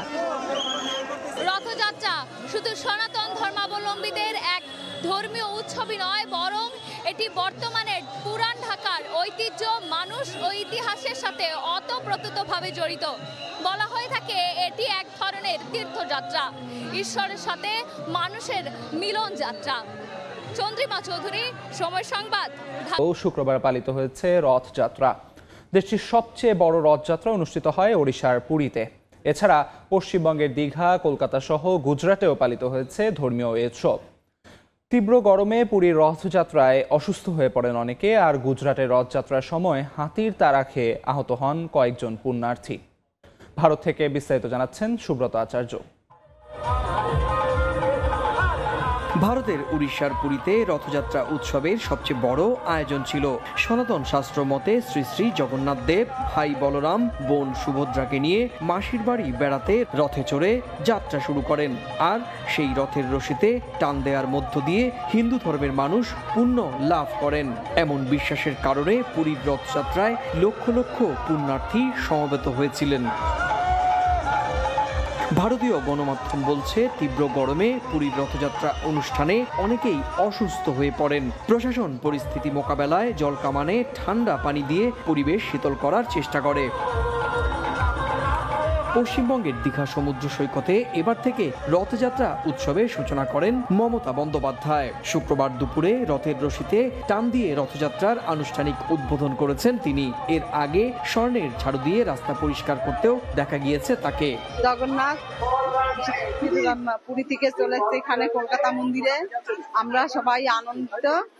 জয় জগন্নাথ। ভালোভাবে যাতে আমরা একটু সুস্থ সবল ভাবে থাকতে পারি। ভগবান আজ আমাদেরকে উপরে এত কৃপা করছে যে আমরা ভগবান আজ রাস্তায় নেমে এসছে সব ভক্তদেরকে দর্শন দেওয়ার জন্য। এদিকে গুজরাটের আহমেদাবাদে রথযাত্রা অনুষ্ঠানে যোগ দিতে নিয়ে আসা বেশ কয়েকটি হাতির মধ্যে একটি হাতি দলছুট হয়ে দৌড়তে শুরু করলে ভয় পেয়ে অনেকে রাস্তায় পড়ে আহত হয়েছেন। হিন্দু ধর্মে কথিত রয়েছে, ভগবান শ্রী শ্রী জগন্নাথের মায়ের বাড়ি থেকে মাসির বাড়ির উদ্দেশ্যে রওনা হন। 7 দিন পর আবার উল্টো রথে নিজের গৃহে ফিরে আসেন। সুব্রত আচার্য, সময় সংবাদ। বাতিলে প্রেসিডেন্ট ডোনাল্ড ট্রাম্পের সিদ্ধান্ত স্থগিতে নিম্ন আদালতের বিচারকদের ক্ষমতা সীমিত করেছেন সুপ্রিম কোর্ট। শুক্রবার মার্কিন সর্বোচ্চ আদালতের দেয়া এই আদেশের পর জন্মসূত্রে নাগরিকত্ব বাতিলে সরকারি সিদ্ধান্ত কার্যকরে আবারও উদ্যোগের কথা জানিয়েছে ট্রাম্প প্রশাসন। যুক্তরাষ্ট্র থেকে হাসানুজ্জামান সাকির রিপোর্ট। চলতি বছর জানুয়ারিতে ক্ষমতা নেয়ার পর মার্কিন প্রেসিডেন্ট ডোনাল্ড ট্রাম্প বিভিন্ন ইস্যুতে কয়েকশো সিদ্ধান্ত নেন এবং নির্বাহী আদেশ জারি করেন। এর মধ্যে বিতর্কিত ও স্পর্শকাতর ছিল যুক্তরাষ্ট্রের জন্মসূত্রে নাগরিকত্ব বাতিলের আদেশ। ট্রাম্পের এই আদেশের পর নিম্ন আদালত তার স্থগিতাদেশ দেন। শুক্রবার সুপ্রিম কোর্টের দেয়া এক রায়ে মার্কিন প্রেসিডেন্টের বিভিন্ন আদেশ স্থগিতে নিম্ন আদালতের বিচারকদের ক্ষমতা সীমিত করা হয়েছে। সুপ্রিম কোর্ট জানান, প্রেসিডেন্টের আদেশের উপর ডিস্ট্রিক্ট কোর্টের বিচারকরা দেশ জুড়ে স্থগিতাদেশ দিতে পারবেন না। বিগত কয়েক মাস ধরে প্রেসিডেন্ট ট্রাম্পের বিভিন্ন আদেশের উপর স্থগিতাদেশ দিয়ে আসছিলেন নিম্ন আদালতের বিচারকরা। এতে ট্রাম্প প্রশাসনের নীতি প্রয়োগ সাময়িকভাবে বাধাপ্রাপ্ত হয়। সুপ্রিম কোর্টের রায়ের পর ডোনাল্ড ট্রাম্প এটিকে বিশাল বিজয় বলে দাবি করেন। বলেন, তিনি এখন তার প্রশাসনের পরিকল্পনাগুলো বাস্তবায়নে এগিয়ে যাবেন। যুক্তরাষ্ট্রের ভ্রমণে এসে সন্তান জন্ম দেওয়ার ঘটনা ঘটছে অহরহ। এসব ক্ষেত্রে হাসপাতালের চিকিৎসা খরচও বহন করতে হয় না। সংবিধান অনুযায়ী জন্ম নেয়া শিশুটি মার্কিন নাগরিকত্ব লাভ করে। হাসানুজ্জামান সাকি, সময় সংবাদ, ফ্লোরিডা, যুক্তরাষ্ট্র। প্রয়োজন হলে আবারও ইরানে হামলা চালানো হবে বলে হুঁশিয়ারি দিয়েছেন মার্কিন প্রেসিডেন্ট ডোনাল্ড ট্রাম্প। হোয়াইট হাউসে এক সংবাদ সম্মেলনে তিনি একথা বলেন। এ সময় ইরানের পরমাণু স্থাপনাগুলোতে আন্তর্জাতিক পরিদর্শনের দাবি তোলেন তিনি। এদিকে খামেনির যুদ্ধ জয়ের মন্তব্যকে কেন্দ্র করে ইরানের ওপর থেকে নিষেধাজ্ঞা বাতিলের পরিকল্পনা স্থগিত করেছেন বলে জানান প্রেসিডেন্ট ট্রাম্প। যুদ্ধ থামলেও সব ধরনের প্রস্তুতি নিয়ে সেনাদের সোচ্চার থাকার আহ্বান জানিয়েছেন ইসরায়েলি প্রতিরক্ষামন্ত্রী ইসরায়েল কাটজ।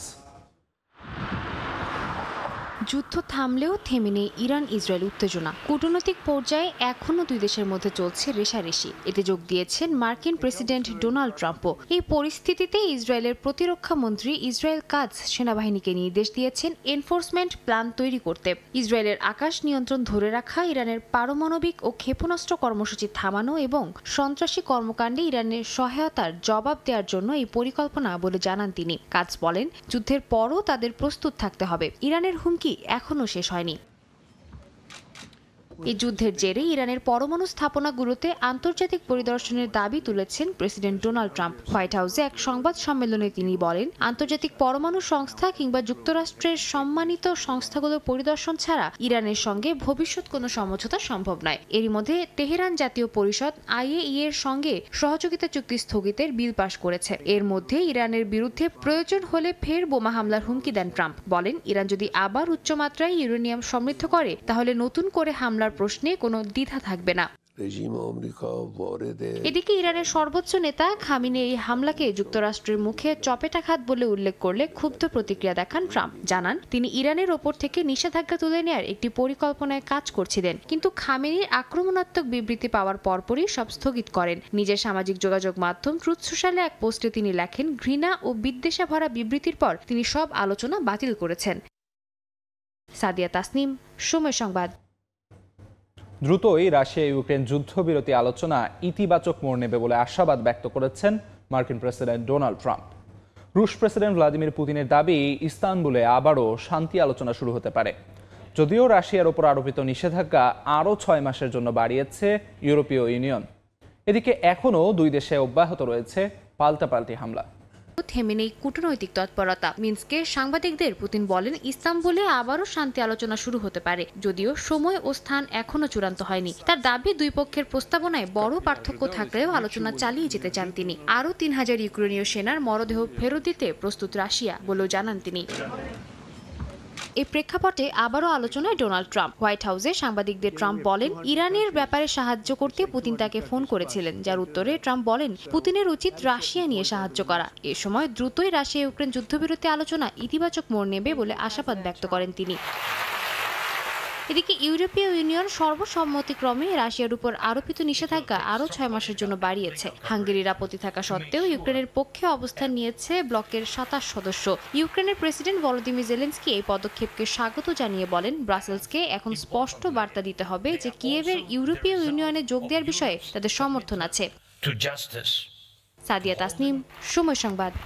এর ওপর সরাসরি আঘাত বলে অভিহিত করে কানাডার সঙ্গে সব ধরনের বাণিজ্য আলোচনা বন্ধের ঘোষণা দিয়েছেন মার্কিন প্রেসিডেন্ট ডোনাল্ড ট্রাম্প। বলেন, 7 দিনের মধ্যেই কানাডার ওপর নতুন শুল্ক আরোপ করা হবে। ট্রাম্পের এমন ঘোষণায় কাঁপছে দুই দেশের অর্থনীতি, উদ্বেগে পড়েছে প্রযুক্তি বাজার। ডিজিটাল সার্ভিস ট্যাক্স আরোপ করায় কানাডার সঙ্গে চলমান বাণিজ্য আলোচনা বন্ধ করছে যুক্তরাষ্ট্র। শুক্রবার ট্রুথ সোশ্যালে দেয়া এক পোস্টে মার্কিন প্রেসিডেন্ট ডোনাল্ড ট্রাম্প জানান, এই কর একটি জঘন্য আঘাত। এর পরিণতিতে তারা সব আলোচনা বাতিল করেছেন। নতুন শুল্ক কত হবে তা আগামী 7 দিনের মধ্যে জানানো হবে বলে জানান তিনি। ডিজিটাল সার্ভিস ট্যাক্স এমন এক ধরনের কর যা অনলাইন ভিত্তিক সেবায় আরোপ করা হয়। এতে ক্ষতিগ্রস্ত হতে পারে যুক্তরাষ্ট্র ভিত্তিক প্রযুক্তি জায়ান্ট গুগল, অ্যাপল, মেটা, অ্যামাজন ও মাইক্রোসফটের মতো প্রতিষ্ঠান। কানাডার নতুন আইন অনুযায়ী 2022 সাল থেকে কার্যকর এই কর আগামী সোমবার থেকেই বাস্তবায়ন হচ্ছে। ট্রাম্পের ঘোষণার জবাবে কানাডার প্রধানমন্ত্রী মার্ক কার্নি বলেন এটি একটি জটিল আলোচনা যার কূটনৈতিকভাবে সমাধান হওয়া উচিত। তবে কার্নির অফিস জানায় এখন কিভাবে পাল্টা পদক্ষেপ নেওয়া হবে তা বিবেচনা করছে কানাডা। এদিকে দেশটির কনজারভেটিভ পার্টির নেতা পিএলএ পলিয়েভ্রেও আলোচনা দ্রুত পুনরায় শুরুর আহ্বান জানিয়েছেন।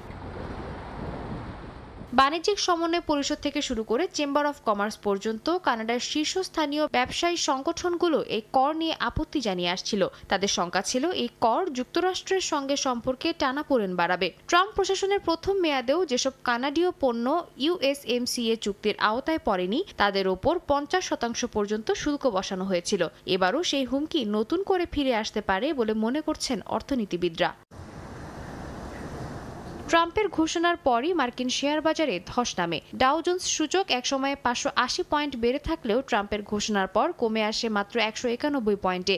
S&P 500 সূচক নেতিবাচকে নেমে আসে, নতুন রেকর্ড ছোঁয়ার সম্ভাবনা হারায়। টেক হেভি নাসডাকও 0.2% হারায়। সাদিয়া তাসনিম, সময় সংবাদ। মেয়াদোত্তীর্ণ ভিসাধারীদের দেশ ছাড়তে বিশেষ সুযোগ দিয়েছে সৌদি আরব। পাসপোর্ট অধিদপ্তর জানিয়েছে 1 মাসের মধ্যে নির্ধারিত ফি পরিশোধ করে বৈধ পথে নিজ দেশে ফিরতে পারবেন মেয়াদ শেষ হওয়া ভিসাধারীরা। নির্দিষ্ট সময়ের মধ্যে এই সুযোগ গ্রহণ না করলে অবৈধ ভিসাধারীদের স্পন্সররাও জটিলতায় পড়তে পারেন বলে সতর্ক করা হয়েছে। সৌদি আরব থেকে আরিফুর রহমানের প্রতিবেদনে বিস্তারিত। ভিজিট ভিসায় সৌদি আরবে গিয়ে নির্ধারিত সময় পেরিয়ে যাওয়ার পরও অনেকে দেশটি ত্যাগ করেননি। এমন ভিসাধারীদের নিজ দেশে ফেরত যাবার জন্য এবার ফাইনাল এক্সিট নামে বিশেষ সুযোগ দিচ্ছে রিয়াদ। দেশটির পাসপোর্ট অধিদপ্তর জানিয়েছে 26 জুন থেকে শুরু হওয়া এই সুযোগ আগামী 1 মাস চালু থাকবে। এই সময়ের মধ্যে নির্ধারিত ফি ও জরিমানা পরিশোধ করে বৈধভাবে সৌদি আরব ত্যাগ করা যাবে। সৌদি স্বরাষ্ট্র মন্ত্রণালয়ের আবাসির প্ল্যাটফর্মের তাওয়াসুল সেবার মাধ্যমে এই আবেদন করা যাবে। আর নির্দিষ্ট সময়ের মধ্যে এই সুযোগ গ্রহণ না করলে অবৈধ ভিসাধারীদের স্পন্সররাও নানা জটিলতায় পড়তে পারেন বলে সতর্ক করা হয়েছে। অবৈধ উপায়ে বসবাস না করে বৈধভাবে দেশে ফেরার এই সুযোগ কাজে লাগাতে ভিসাধারীদের প্রতি আহ্বান জানিয়েছে সৌদি কর্তৃপক্ষ। আরিফুর রহমান, সময় সংবাদ, সৌদি আরব। সাইপ্রাসে গোপনে জমি কিনছেন ইসরায়েলিরা, ব্যাপক বিনিয়োগ করছেন আবাসন খাতে। গণমাধ্যমে এমন খবর প্রকাশের পর ক্ষুব্ধ প্রতিক্রিয়া জানিয়েছে দেশটির বামপন্থী রাজনৈতিক দল আকেল। দলটির দাবি, সেনা স্থাপনা, ঘাঁটি ও স্পর্শকাতর অবকাঠামোর কাছাকাছি জায়গায় ইচ্ছাকৃতভাবে জমি কেনা হচ্ছে। তথ্য বলছে, গত 5 বছরে সাইপ্রাসে 2500-এর বেশি সম্পত্তি কিনেছেন ইসরায়েলিরা। স্থানীয়দের অভিযোগ, এসব এলাকাকে মিনি ইসরায়েল বানানো হচ্ছে। এ বিষয়ে দ্রুত ব্যবস্থা নেওয়ার তাগিদ তাদের। দ্বিতীয় বিশ্বযুদ্ধের সময় ইহুদিদের সবচেয়ে বড় আশ্রয় শিবির হয়ে উঠেছিল ইউরোপের দ্বীপরাষ্ট্র সাইপ্রাস। সম্প্রতি ইরানের সঙ্গে সংঘাতেও হাজার হাজার ইসরায়েলি নাগরিক সেখানে আশ্রয় নেন। গুঞ্জন আছে কয়েকদিনের জন্য সাইপ্রাসে ছিলেন স্বয়ং ইসরায়েলের প্রধানমন্ত্রী নেতানিয়াহুও। এবার গণমাধ্যমের খবর, সাইপ্রাসে গোপনে জমি কিনছেন ইসরায়েলিরা। প্রতিবেদনে বলা হয়, ইসরায়েলি নাগরিকরা ব্যাপক হারে বিনিয়োগ করছেন সাইপ্রাসে। এমন খবর সামনে আসতেই ক্ষুব্ধ প্রতিক্রিয়া জানিয়েছে দেশটির বামপন্থী রাজনৈতিক দল আকেল। তাদের দাবি, সেনা স্থাপনা, ঘাঁটি ও স্পর্শকাতর অবকাঠামোর কাছাকাছি জায়গায় ইচ্ছাকৃতভাবে জমি কেনা হচ্ছে। এসব এস্টেটকে সংরক্ষিত এলাকার মতো তৈরি করা হচ্ছে, যেখানে কেবল ইসরায়েলিরাই প্রবেশ করতে পারবেন। স্থানীয়দের সেখানে যাতায়াতের অনুমতি থাকবে না।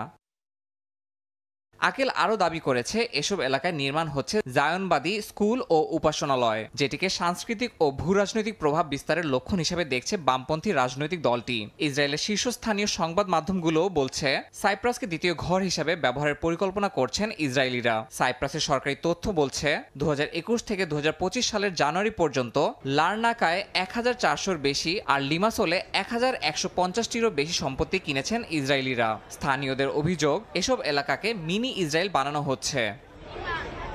এই পরিস্থিতিকে কেন্দ্র করে পার্লামেন্টে 2টি বিল উত্থাপন করেছে আকেল। গোল্ডেন ভিসা নীতিমালার সংস্কার এবং ইউরোপীয় ইউনিয়নের বাইরের নাগরিকদের জমি কেনার বিকল্প পদ্ধতিগুলো কঠোর নজরদারির আওতায় আনার দাবি দলটির। দ্রুত এ বিষয়ে ব্যবস্থা না নিলে ভবিষ্যতে সাইপ্রাসের নিজস্ব ভূখণ্ড নিয়ে টানাপোড়েন শুরু হবে বলে আশঙ্কা আকেলের।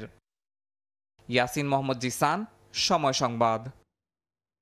British Bangladesh chamber of commerce and ইন্ডাস্ট্রিজের লন্ডন রিজিয়নের নতুন কমিটি ঘোষণা করা হয়েছে। প্রেসিডেন্ট নির্বাচিত হয়েছেন মনির আহমেদ, সেক্রেটারি জেনারেল তোফাজ্জল আলম এবং ট্রেজারার হিসেবে দায়িত্ব পেয়েছেন মোহাম্মদ মাহবুবুল আলম খান। লন্ডনের প্রধান কার্যালয়ে আয়োজিত এক সভায় এ কমিটির আনুষ্ঠানিক ঘোষণা দেওয়া হয়। নবনির্বাচিত নেতৃবৃন্দ প্রবাসী বাংলাদেশি ব্যবসায়ীদের উন্নয়ন এবং সংগঠনের স্বচ্ছ নেতৃত্বের প্রতিশ্রুতি দিয়ে বলেন, তাদের লক্ষ্য হবে প্রবাসী বাংলাদেশি ব্যবসায়ীদের সেবায় আরও কার্যকর ও সংগঠিতভাবে এগিয়ে যাওয়া। কমিটির সকল সদস্যদের সঙ্গে নিয়ে লন্ডনের প্রবাসী ব্যবসায়ী সমাজের উন্নয়ন কার্যকর ভূমিকা রাখার অঙ্গীকার করেন তারা। শহর তাম্পেরে। উত্তর ইউরোপের মধ্যে এই শহরটি শুধু শিল্পনগরী নয়, বরং ইতিহাস, সংস্কৃতি এবং প্রযুক্তির অপূর্ব এক মিশ্রণে গড়ে ওঠা। 1700 খ্রিস্টাব্দের শেষের দিকে শহরটি প্রতিষ্ঠিত হয় দুই লেকের মাঝখানে। ফিনল্যান্ড থেকে বিস্তারিত মহিউদ্দিন মধুর রিপোর্ট।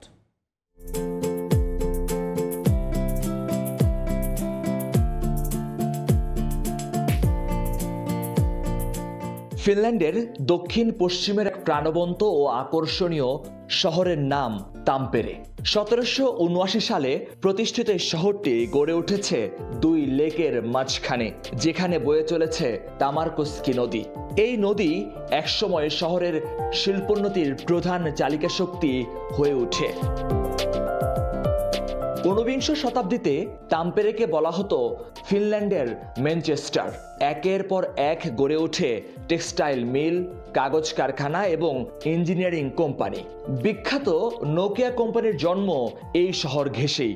ফিনল্যান্ডের ক্রীড়া ও সাংস্কৃতিক শহর হিসেবেও আখ্যায়িত করা হয় তাম্পেরেকে। ইন্টারন্যাশনালি বিভিন্ন ফিল্ম ফেয়ার, সাউনা ফেয়ার সহ বিভিন্ন সাংস্কৃতিক অনুষ্ঠানের আয়োজন করা হয়। তাম্পেরেতে বাংলাদেশি কমিউনিটি অনেক ডেভেলপড, অ্যারাউন্ড 1000 পিপল এখানে বাস করে।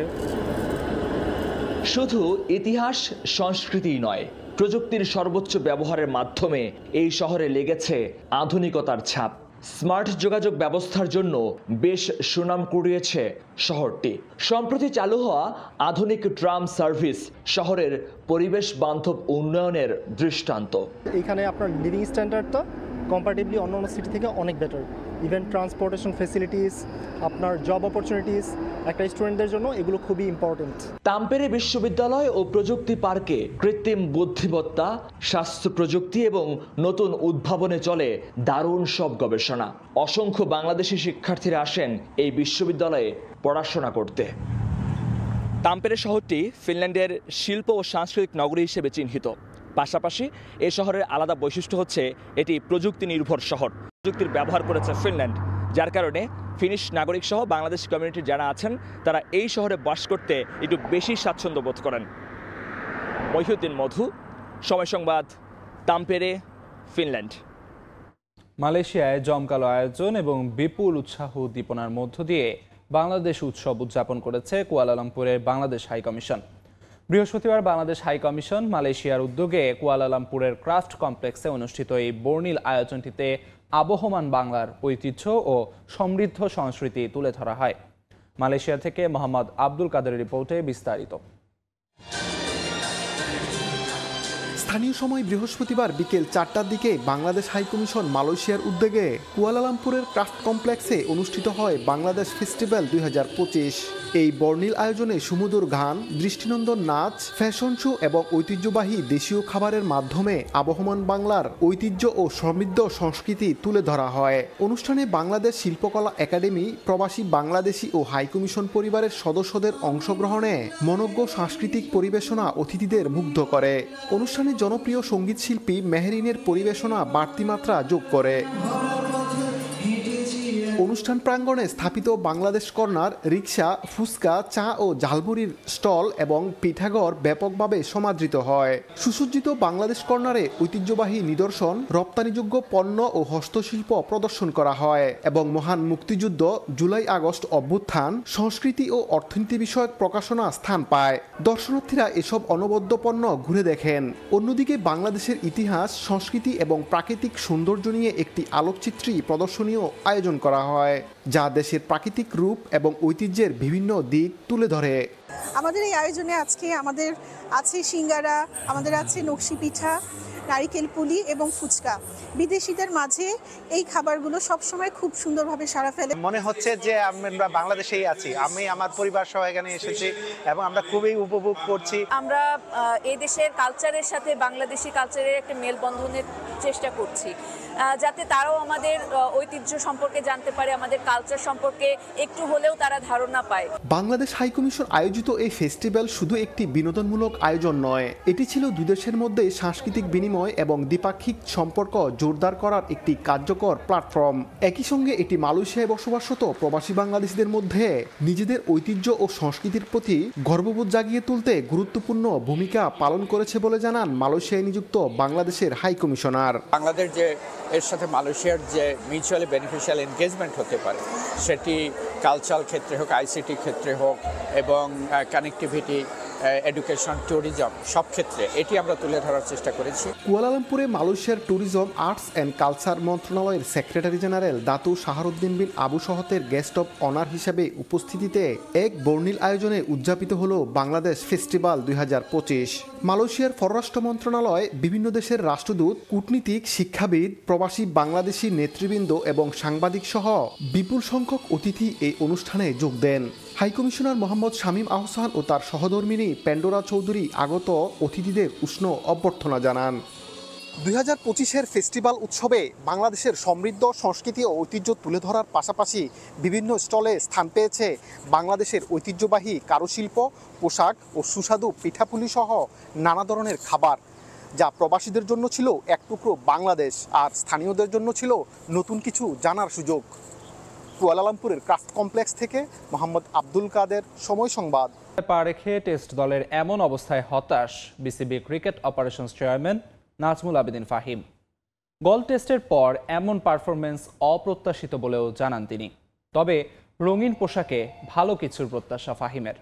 তাসকিন, লিটন, মুস্তাফিজরা থাকায় সাদা বলে টাইগাররা শক্ত দল বলেও মত তার। একই সঙ্গে নতুন অধিনায়কের নেতৃত্বে নতুন শুরুর প্রত্যাশা ফাহিমের। শ্রীলঙ্কা থেকে তারেক হাসান শিমুলের আরও একটি রিপোর্ট। 4 দিনেই শেষ হচ্ছে কলম্বো টেস্ট। ওয়ানডে সিরিজ খেলতে দলের সদস্যরা এখন লঙ্কায়। তানজিদ তামিম, তাসকিন, মুস্তাফিজদের আড়ম্বরভাবে গ্রহণ করা হয় টিম হোটেলে। লঙ্কায় পা রেখেই হতাশার খবর পৌঁছে গেছে ওয়ানডে দলের কাছে। সঙ্গে এসেছেন cricket operations chairman Nazmul Abedin Fahim. সাদা পোশাকে এমন অবস্থা দেখে হতবাক তিনিও। গলের দাপটের পর এমন পারফরমেন্স অপ্রত্যাশিত তার কাছে। অবশ্যই ধাক্কা খেয়েছে। আমার এক্সপেকটেশন ছিল প্রথম টেস্টে আমরা যেভাবে খেলেছি সেখানে যে ক্যারেক্টার দেখিয়েছে বাংলাদেশ দল, দ্বিতীয় টেস্টেও জয় পরাজয় তো পরের ব্যাপার, বাট সেই ক্যারেক্টারটা আমরা দেখতে পাবো। এবং প্রথম ইনিংসে একটা রিজনেবল স্কোর করা, যেটা প্রতিপক্ষকে কিছুটা হলেও চাপ খেতে পারতো, তো সেটা করতে না পারাটা বোধহয় আমাদেরকে বিপদে ফেলেছে। এবং দ্বিতীয় ইনিংসে বোধহয় উইকেটের, আমি যেহেতু খেলাটা দেখিনি বুঝতে পারছি না, বাট আমার মনে হয় যে হয়তো প্রেশার হোক বা হোয়াট এভার, আমরা সেটা নিতে পারিনি এবং এখন আমরা বেশ একটা কণ্ঠাসা অবস্থাতেই আছি। তবে রঙিন পোশাকে রঙিন স্বপ্ন বিসিবি কর্তার। দলে ফিরেছেন তাসকিন, লিটন দাসরা। অন্য সময়ের চেয়ে শক্তিশালী দল নিয়ে লঙ্কায় এসেছে টাইগাররা, তাই প্রত্যাশা সিরিজ জয়ের। বোলাররা এখন ফিরে এসছে, তাসকিন বলি, মুস্তাফিজ বলি, ওরা এখন ইনজুরি থেকে ফিরে এসছে। তারা দলের শক্তি বৃদ্ধি করবে আশা করছি। ব্যাটিংয়ে আমাদের অনেক নতুন খেলোয়াড় যুক্ত হবে এই সাদা বলের ক্রিকেটে, সেটা একটা আশার কথা। আশা করবো যে ওরা ওদের যতটুকু সক্ষমতা আছে সেটা অনুযায়ী ওরা খেলতে পারবে। নতুন অধিনায়কের অধীনে ওয়ানডে খেলতে নামবে বাংলাদেশ। মেহেদী হাসান মিরাজও মুখিয়ে ইতিবাচক কিছু করতে। ফাহিমের প্রত্যাশা নতুন অধিনায়কের নেতৃত্বে রঙিন পোশাকে ভালো করবে দল। আলাদা কোনো প্রত্যাশা থাকবে না, তার কাজ হলো দলকে নেতৃত্ব দেওয়া এবং ভালোভাবে দলকে নেতৃত্ব দেওয়া। দলে যত খেলোয়াড় যারা আছে তাদের কাছ থেকে সেরা খেলাটা বের করে নিয়ে আসা এবং তার নিজস্ব যে পারফরমেন্স আছে ওয়ানডেতে সে সবসময় ভালো পারফর্ম করে এসছে, সেখানে সেটা যেন সে কন্টিনিউ করতে পারে সেটা আশা করবো। একদিন আগেই টেস্ট সিরিজ শেষ হলে সাদা বলের প্রস্তুতির জন্য বাড়তি সময় পাবে দল। 2 জুলাই ওয়ানডে সিরিজে লঙ্কানদের মুখোমুখি হবে বাংলাদেশ। তারেক হাসান শিমুল, সময় সংবাদ, কলম্বো, শ্রীলঙ্কা। গঠনতন্ত্র অনুযায়ী বাকি মাত্র 3 মাসের মতো, তবে যথাসময়ে ক্রিকেট বোর্ডে নির্বাচন হবে এমন দাবি ক্রীড়া উপদেষ্টা আসিফ মাহমুদ সজীব ভুঁইয়ার। যদিও দায়িত্ব নেয়ার পর বিসিবি সভাপতি আমিনুল ইসলাম বুলবুলের কথায় ছিল ভিন্ন ইঙ্গিত। সবকিছু সামাল দিয়ে যথাসময়ে নির্বাচন দিতে হলে নিতে হবে কঠিন চ্যালেঞ্জ। এদিকে পারফরমেন্স বিচারে এনএসসি থেকে মনোনীত পরিচালকদের সরিয়ে দেওয়ার এখতিয়ার রয়েছে বলেও জানান ক্রীড়া উপদেষ্টা। আমাকে আজকে নির্বাচিত করা হয়েছে বাংলাদেশ ক্রিকেট বোর্ডের প্রেসিডেন্ট হিসেবে 3 মাসের জন্য না। নির্বাচন পেছানোর মতো কোনো দেখছি না আমরা। হাতে সময় বাকি মাস 3। এর মধ্যে বড় প্রশ্ন, কবে হবে গঠনতন্ত্র সংস্কার? যথাসময়ে হবে তো বিসিবির নির্বাচন? যদিও নিজের প্রথম সংবাদ সম্মেলনে বোর্ড সভাপতি বুলবুল দিয়েছিলেন ভিন্ন ইঙ্গিত। তবে শেষ পর্যন্ত যদি যথাসময়ে নির্বাচন না হয় তবে কোন প্রক্রিয়া এগোবে দেশের ক্রিকেট? আমরা আইসিসির সাথে কথা বলবো যে তখনকার পরিস্থিতি, বা এখন তার অক্টোবরের কথা আমি বলতে পারবো না যে কি পরিস্থিতি হয়, তবে যথাসময়ে নির্বাচন করার যেতে পারে।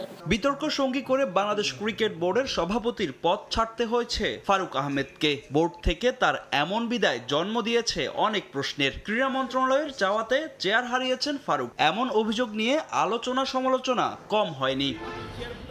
সেসব স্বীকার করেছেন যুব ও ক্রীড়া উপদেষ্টা আসিফ মাহমুদ সজীব ভুঁইয়া। বললেন, পারফরমেন্স বিচারে এনএসসি থেকে মনোনীত পরিচালকদের সরিয়ে দেওয়ার এখতিয়ার রয়েছে সরকারের। আর এই প্রক্রিয়ায় বিসিবি সভাপতির পদ থেকে সরিয়ে দেওয়া হয়েছে ফারুক আহমেদকে। আমাদের যদি মনে হয় যে আমরা কোনো প্রপার পারসনকে দিতে পারিনি, তাহলে তাকে আমরা কলব্যাক করার সব ক্ষমতা এনএসসির আছে, আমরা সেটাই কাজে লাগিয়েছি। ক্লাবগুলোর আপত্তিতে এখনো বিসিবির গঠনতন্ত্র সংস্কার করতে পারেনি জাতীয় ক্রীড়া পরিষদ। এই নিয়ে কিছুটা নরম সুর ক্রীড়া উপদেষ্টারও। বোর্ডের স্টেক হোল্ডাররা ক্ষতিগ্রস্ত হবে এমন কোনো পরিবর্তন আনা হবে না গঠনতন্ত্রে। গঠনতন্ত্র সংশোধনের প্রসেসটা কি হবে এটা নিয়ে আমরা কাজ করছি, যে প্রসেসটা কি হবে, এবং ডিসেন্ট্রালাইজেশনটা আসলে এমনভাবে করতে হবে যাতে করে কোনো স্টেক হোল্ডারের কোনো প্রকার ক্ষতি না হয়। যারা স্পোর্টসে কন্ট্রিবিউট করছেন, যারা ক্রিকেটে কন্ট্রিবিউট করছেন, তাদের ক্ষতি করে কোনো ধরনের পরিবর্তন আনা ঠিক হবে না। দেশের ক্রিকেটকে বিকেন্দ্রীকরণের পক্ষে ক্রীড়া উপদেষ্টা। এমনটা হলে ক্রিকেটারদের সুযোগ সুবিধা বাড়বে বলে মনে করেন তিনি। ফাহিম ইসলাম, সময় সংবাদ, ঢাকা। এবারে ফুটবল। আনুষ্ঠানিকভাবে যাত্রা শুরু বিএফএফ নেক্সট গ্লোবাল স্টার ট্রায়ালের, যেখান থেকে দেশের ফুটবলের পাইপলাইন সমৃদ্ধ হবে বলে মনে করেন বাফুফের সহ সভাপতি ফাহাদ করিম। এদিকে ট্রায়ালে অংশ নিতে পেরে উচ্ছ্বসিত প্রবাসী ফুটবলাররা। বয়সভিত্তিক দলের পাশাপাশি জাতীয় দলে খেলার স্বপ্ন দেখছেন তারা। জাতীয় স্টেডিয়ামে প্রবাসী ফুটবলারদের মিলন মেলা। আনুষ্ঠানিকভাবে স্বপ্নযাত্রা শুরু বিএফএফ নেক্সট গ্লোবাল স্টার ট্রায়ালে অংশ নেয়া বাংলাদেশি বংশোদ্ভূত ফুটবলারদের। ট্রায়াল শুরুর আগে জাতীয় স্টেডিয়ামে ফুটবলারদের পরিচয় পর্ব অনুষ্ঠিত হয়। এরপর স্টেডিয়ামের মাঠ ও ফ্যাসিলিটি ঘুরে দেখেন খেলোয়াড়রা। পরিবারের সঙ্গে স্মরণীয় মুহূর্ত ফ্রেমবন্দি করে রাখেন তারা। হামজা সমিতদের মতো ঐতিহ্যবাহী স্টেডিয়ামের সবুজ গালিচায় জাতীয় দলের জার্সি গায়ে জড়ানোর স্বপ্ন দেখছেন ট্রায়ালে অংশ নিতে যাওয়া সবাই। তবে এর জন্য কঠিন চ্যালেঞ্জ মোকাবিলা করতে হবে তাদের। বাফুফের এমন আয়োজন খেলোয়াড় এবং ফেডারেশনের মধ্যে দূরত্ব কমিয়ে আনবে বলে মনে করেন অংশগ্রহণকারীরা। প্রিভিয়াসলি আমি Barca academy new York, so Barcelona team based in new York, ওখানে আমি 3 বছর 4 বছর খেলছিলাম। এখন আমি ট্রায়ালের জন্য চান্স পাইছি, এখন বাংলাদেশে আসছি। ইনশাআল্লাহ যদি আমি চান্স পাই দলে, আমিও চেষ্টা করব যে স্প্রেড করতে আর কি। সুন্দর পিচ, ফ্যাসিলিটিস অনেক ভালো, সবার সাথে মিট করছি, অনেক ভালো লাগতেছে। Hamza Chowdhury has really showed us that even if we're from England we can do a lot, and he's been an inspiration for all of us, and if he can do it, like why can't we? ফুটবলারদের পাশাপাশি অভিভাবকরাও স্বপ্ন দেখছেন লাল সবুজ জার্সিতে একদিন আলো ছড়াবেন তরুণ প্রবাসী ফুটবলাররা। এই অপরচুনিটি আমাকে দিছে, আমরা খুব আনন্দ লাগতেছে আর এক্সাইটেড। আমাদের প্লেয়ার খুবই এক্সাইটেড, বাংলাদেশ ন্যাশনাল টিম স্টেডিয়ামে খেলবে, ট্রায়াল দিবে আর ইনশাআল্লাহ বাংলাদেশের সাথে খেলবে। ফুটবল নিয়ে একটা উত্তেজনা সৃষ্টি হয়ে গেছে, একটা আলোড়ন সৃষ্টি হয়ে গেছে। আমরা চাই যে এইটা যাতে এখানেই শেষ না হয়ে যায়, এটা যেন কন্টিনিউ হয়। ট্রায়াল মঞ্চ থেকে দেশের ফুটবলের পাইপলাইন সমৃদ্ধ হবে প্রত্যাশা বাফুফের। ট্রায়ালের পরে ইনশাআল্লাহ যদি এখান থেকে আমরা বেশ কিছু talent pi, that will be the best thing, and of course we hope for that. But again আমরা এখানে কিন্তু সিলেকশনের জন্য আসেনি, আমরা এখানে একটা অপরচুনিটি দিচ্ছি যারা বাংলাদেশের জন্য খেলতে যাচ্ছেন নিজ উদ্যোগে, এবং একই সাথে আমরা তাদেরকে মূল্যায়ন করছি, এবং সেই মূল্যায়নের রিপোর্টটা আমাদের কাছে থাকবে। ডেফিনেটলি যখন যাকে আমাদের প্রয়োজন হয়ে মনে পড়ে সেই ডাটাবেস থেকে উই ক্যান পিক। অনূর্ধ্ব 19 ও 23 দুটি গ্রুপে ভাগ হয়ে শনি থেকে সোমবার পর্যন্ত অনুষ্ঠিত হবে ট্রায়াল। রিফাতুল ইসলাম মিরন, সময় সংবাদ, ঢাকা। এশিয়ান কাপ বাছাইয়ে নিজেদের প্রথম ম্যাচের আগে কঠোর অনুশীলন বাংলাদেশ দলের। বৃষ্টির বাধা টপকে সকালে 2 ঘন্টা প্র্যাকটিস করেছে পিটার বাটলারের দল। প্রথম ম্যাচে বাহরাইন বাধা পার হতে গোলরক্ষকদের বাড়তি মনোযোগ কোচের। যদিও ম্যাচ সন্ধ্যায় মাঠে গড়ালেও সকালে প্র্যাকটিস সেশন নিয়ে কিছুটা বিতর্কের জন্ম দিচ্ছেন ব্রিটিশ এই কোচ। মিয়ানমারের ইয়াঙ্গুনের বৃষ্টি স্নাত সকাল, বৈরী আবহাওয়ায় মাঠের অনুশীলনে ব্যস্ত বাংলাদেশ জাতীয় নারী ফুটবল দল। বৃষ্টি কিংবা প্রতিকূল আবহাওয়া থামিয়ে রাখতে পারেনি আফিদা ঋতুপর্ণাদের। দক্ষিণ এশিয়ার গণ্ডি ছাপিয়ে এবার এশিয়ান পর্যায়ে চোখ বাংলাদেশ জাতীয় নারী ফুটবল দলের। টানা 2 বার সাফের শিরোপা জিতে যে কীর্তি গড়েছে মেয়েরা, ওদের সামনে এবার অনেক বড় চ্যালেঞ্জ। যে চ্যালেঞ্জ মোকাবেলা করতে বদ্ধপরিকর সাফজয়ী এই দলটা। এশিয়ান কাপ বাছাই পর্বের এই মিশনে 3টি ম্যাচ খেলবে বাংলাদেশ দল। প্রথম ম্যাচে শক্তিশালী বাহরাইন বাধা, এরপর স্বাগতিক মিয়ানমার ও তুর্কমেনিস্তান বাধা টপকাতে পারলেই স্বপ্ন পূরণের পথে এগিয়ে যেতে পারবে বাংলার বাঘিনীরা। সেই বাধা টপকে যেতে তোড়জোড় অনুশীলন চলছে ব্রিটিশ কোচের অধীনে। মিয়ানমারের ইয়াঙ্গুনে পৌঁছানোর পর তৃতীয় দিনের মতো সকাল 7টা থেকে 9টা পর্যন্ত 2 ঘন্টা অনুশীলন করেছে লাল সবুজ বাহিনী। যদিও 3 ম্যাচের 2টিই মাঠে গড়াবে সন্ধ্যায়। প্রতিপক্ষ 2 দল সন্ধ্যায় অনুশীলনের সুযোগ পেলেও বাংলাদেশ দল প্র্যাকটিসের জন্য সময় নির্ধারণ করেছে সকালে। প্র্যাকটিসের সময় নিয়ে খুব একটা মনোযোগী না হয়ে জয়ে চোখ রাখছেন কোচ পিটার বাটলার। আর সেই লক্ষ্য পূরণে আক্রমণ ভাগ, মাঝমাঠ কিংবা গোলপোস্ট সব সেক্টর নিয়ে বাড়তি মনোযোগ কোচের। বাহরাইন বাধা পার হতে গোলরক্ষকদের নিয়ে কাজ করছেন তারা। ফিফা র্যাঙ্কিংয়ে 36 ধাপ এগিয়ে থাকা বাহরাইনের শক্তিশালী আক্রমণ ভাগ সামলাতে লাল সবুজের সাফজয়ী গোলকিপার রূপনা চাকমাতেই আস্থা কোচের। খেলার জন্য যে সকল ট্যাকটিক্স দরকার আমরা ওগুলো নিয়ে কাজ করার চেষ্টা করতেছি, দুর্বলতা নিয়ে কাজ করার চেষ্টা করতেছি। স্পেশালি আমি আমার গোলকিপারদের নিয়ে এশিয়ান স্টেজে যে ধাঁচের পারফরমেন্স দরকার আমি চেষ্টা করছি রূপনাকে এবং অন্যান্য গোলকিপারগুলোকে সেই রকমভাবে তৈরি করার।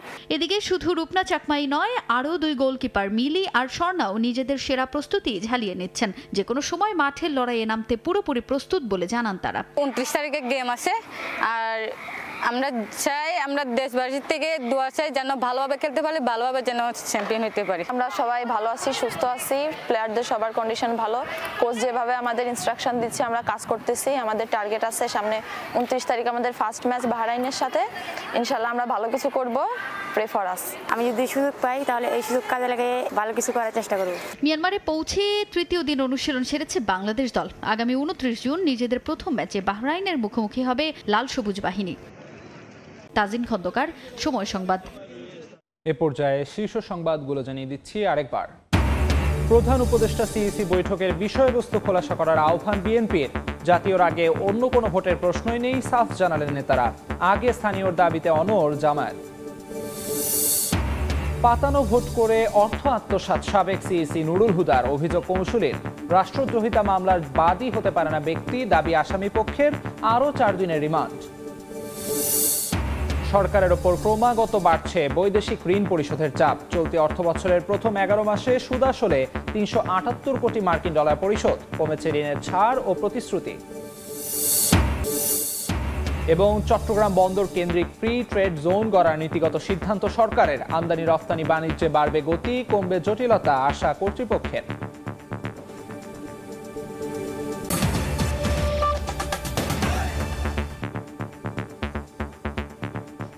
এই ছিল ভোরের সময়। সঙ্গে থাকুন সময়ের।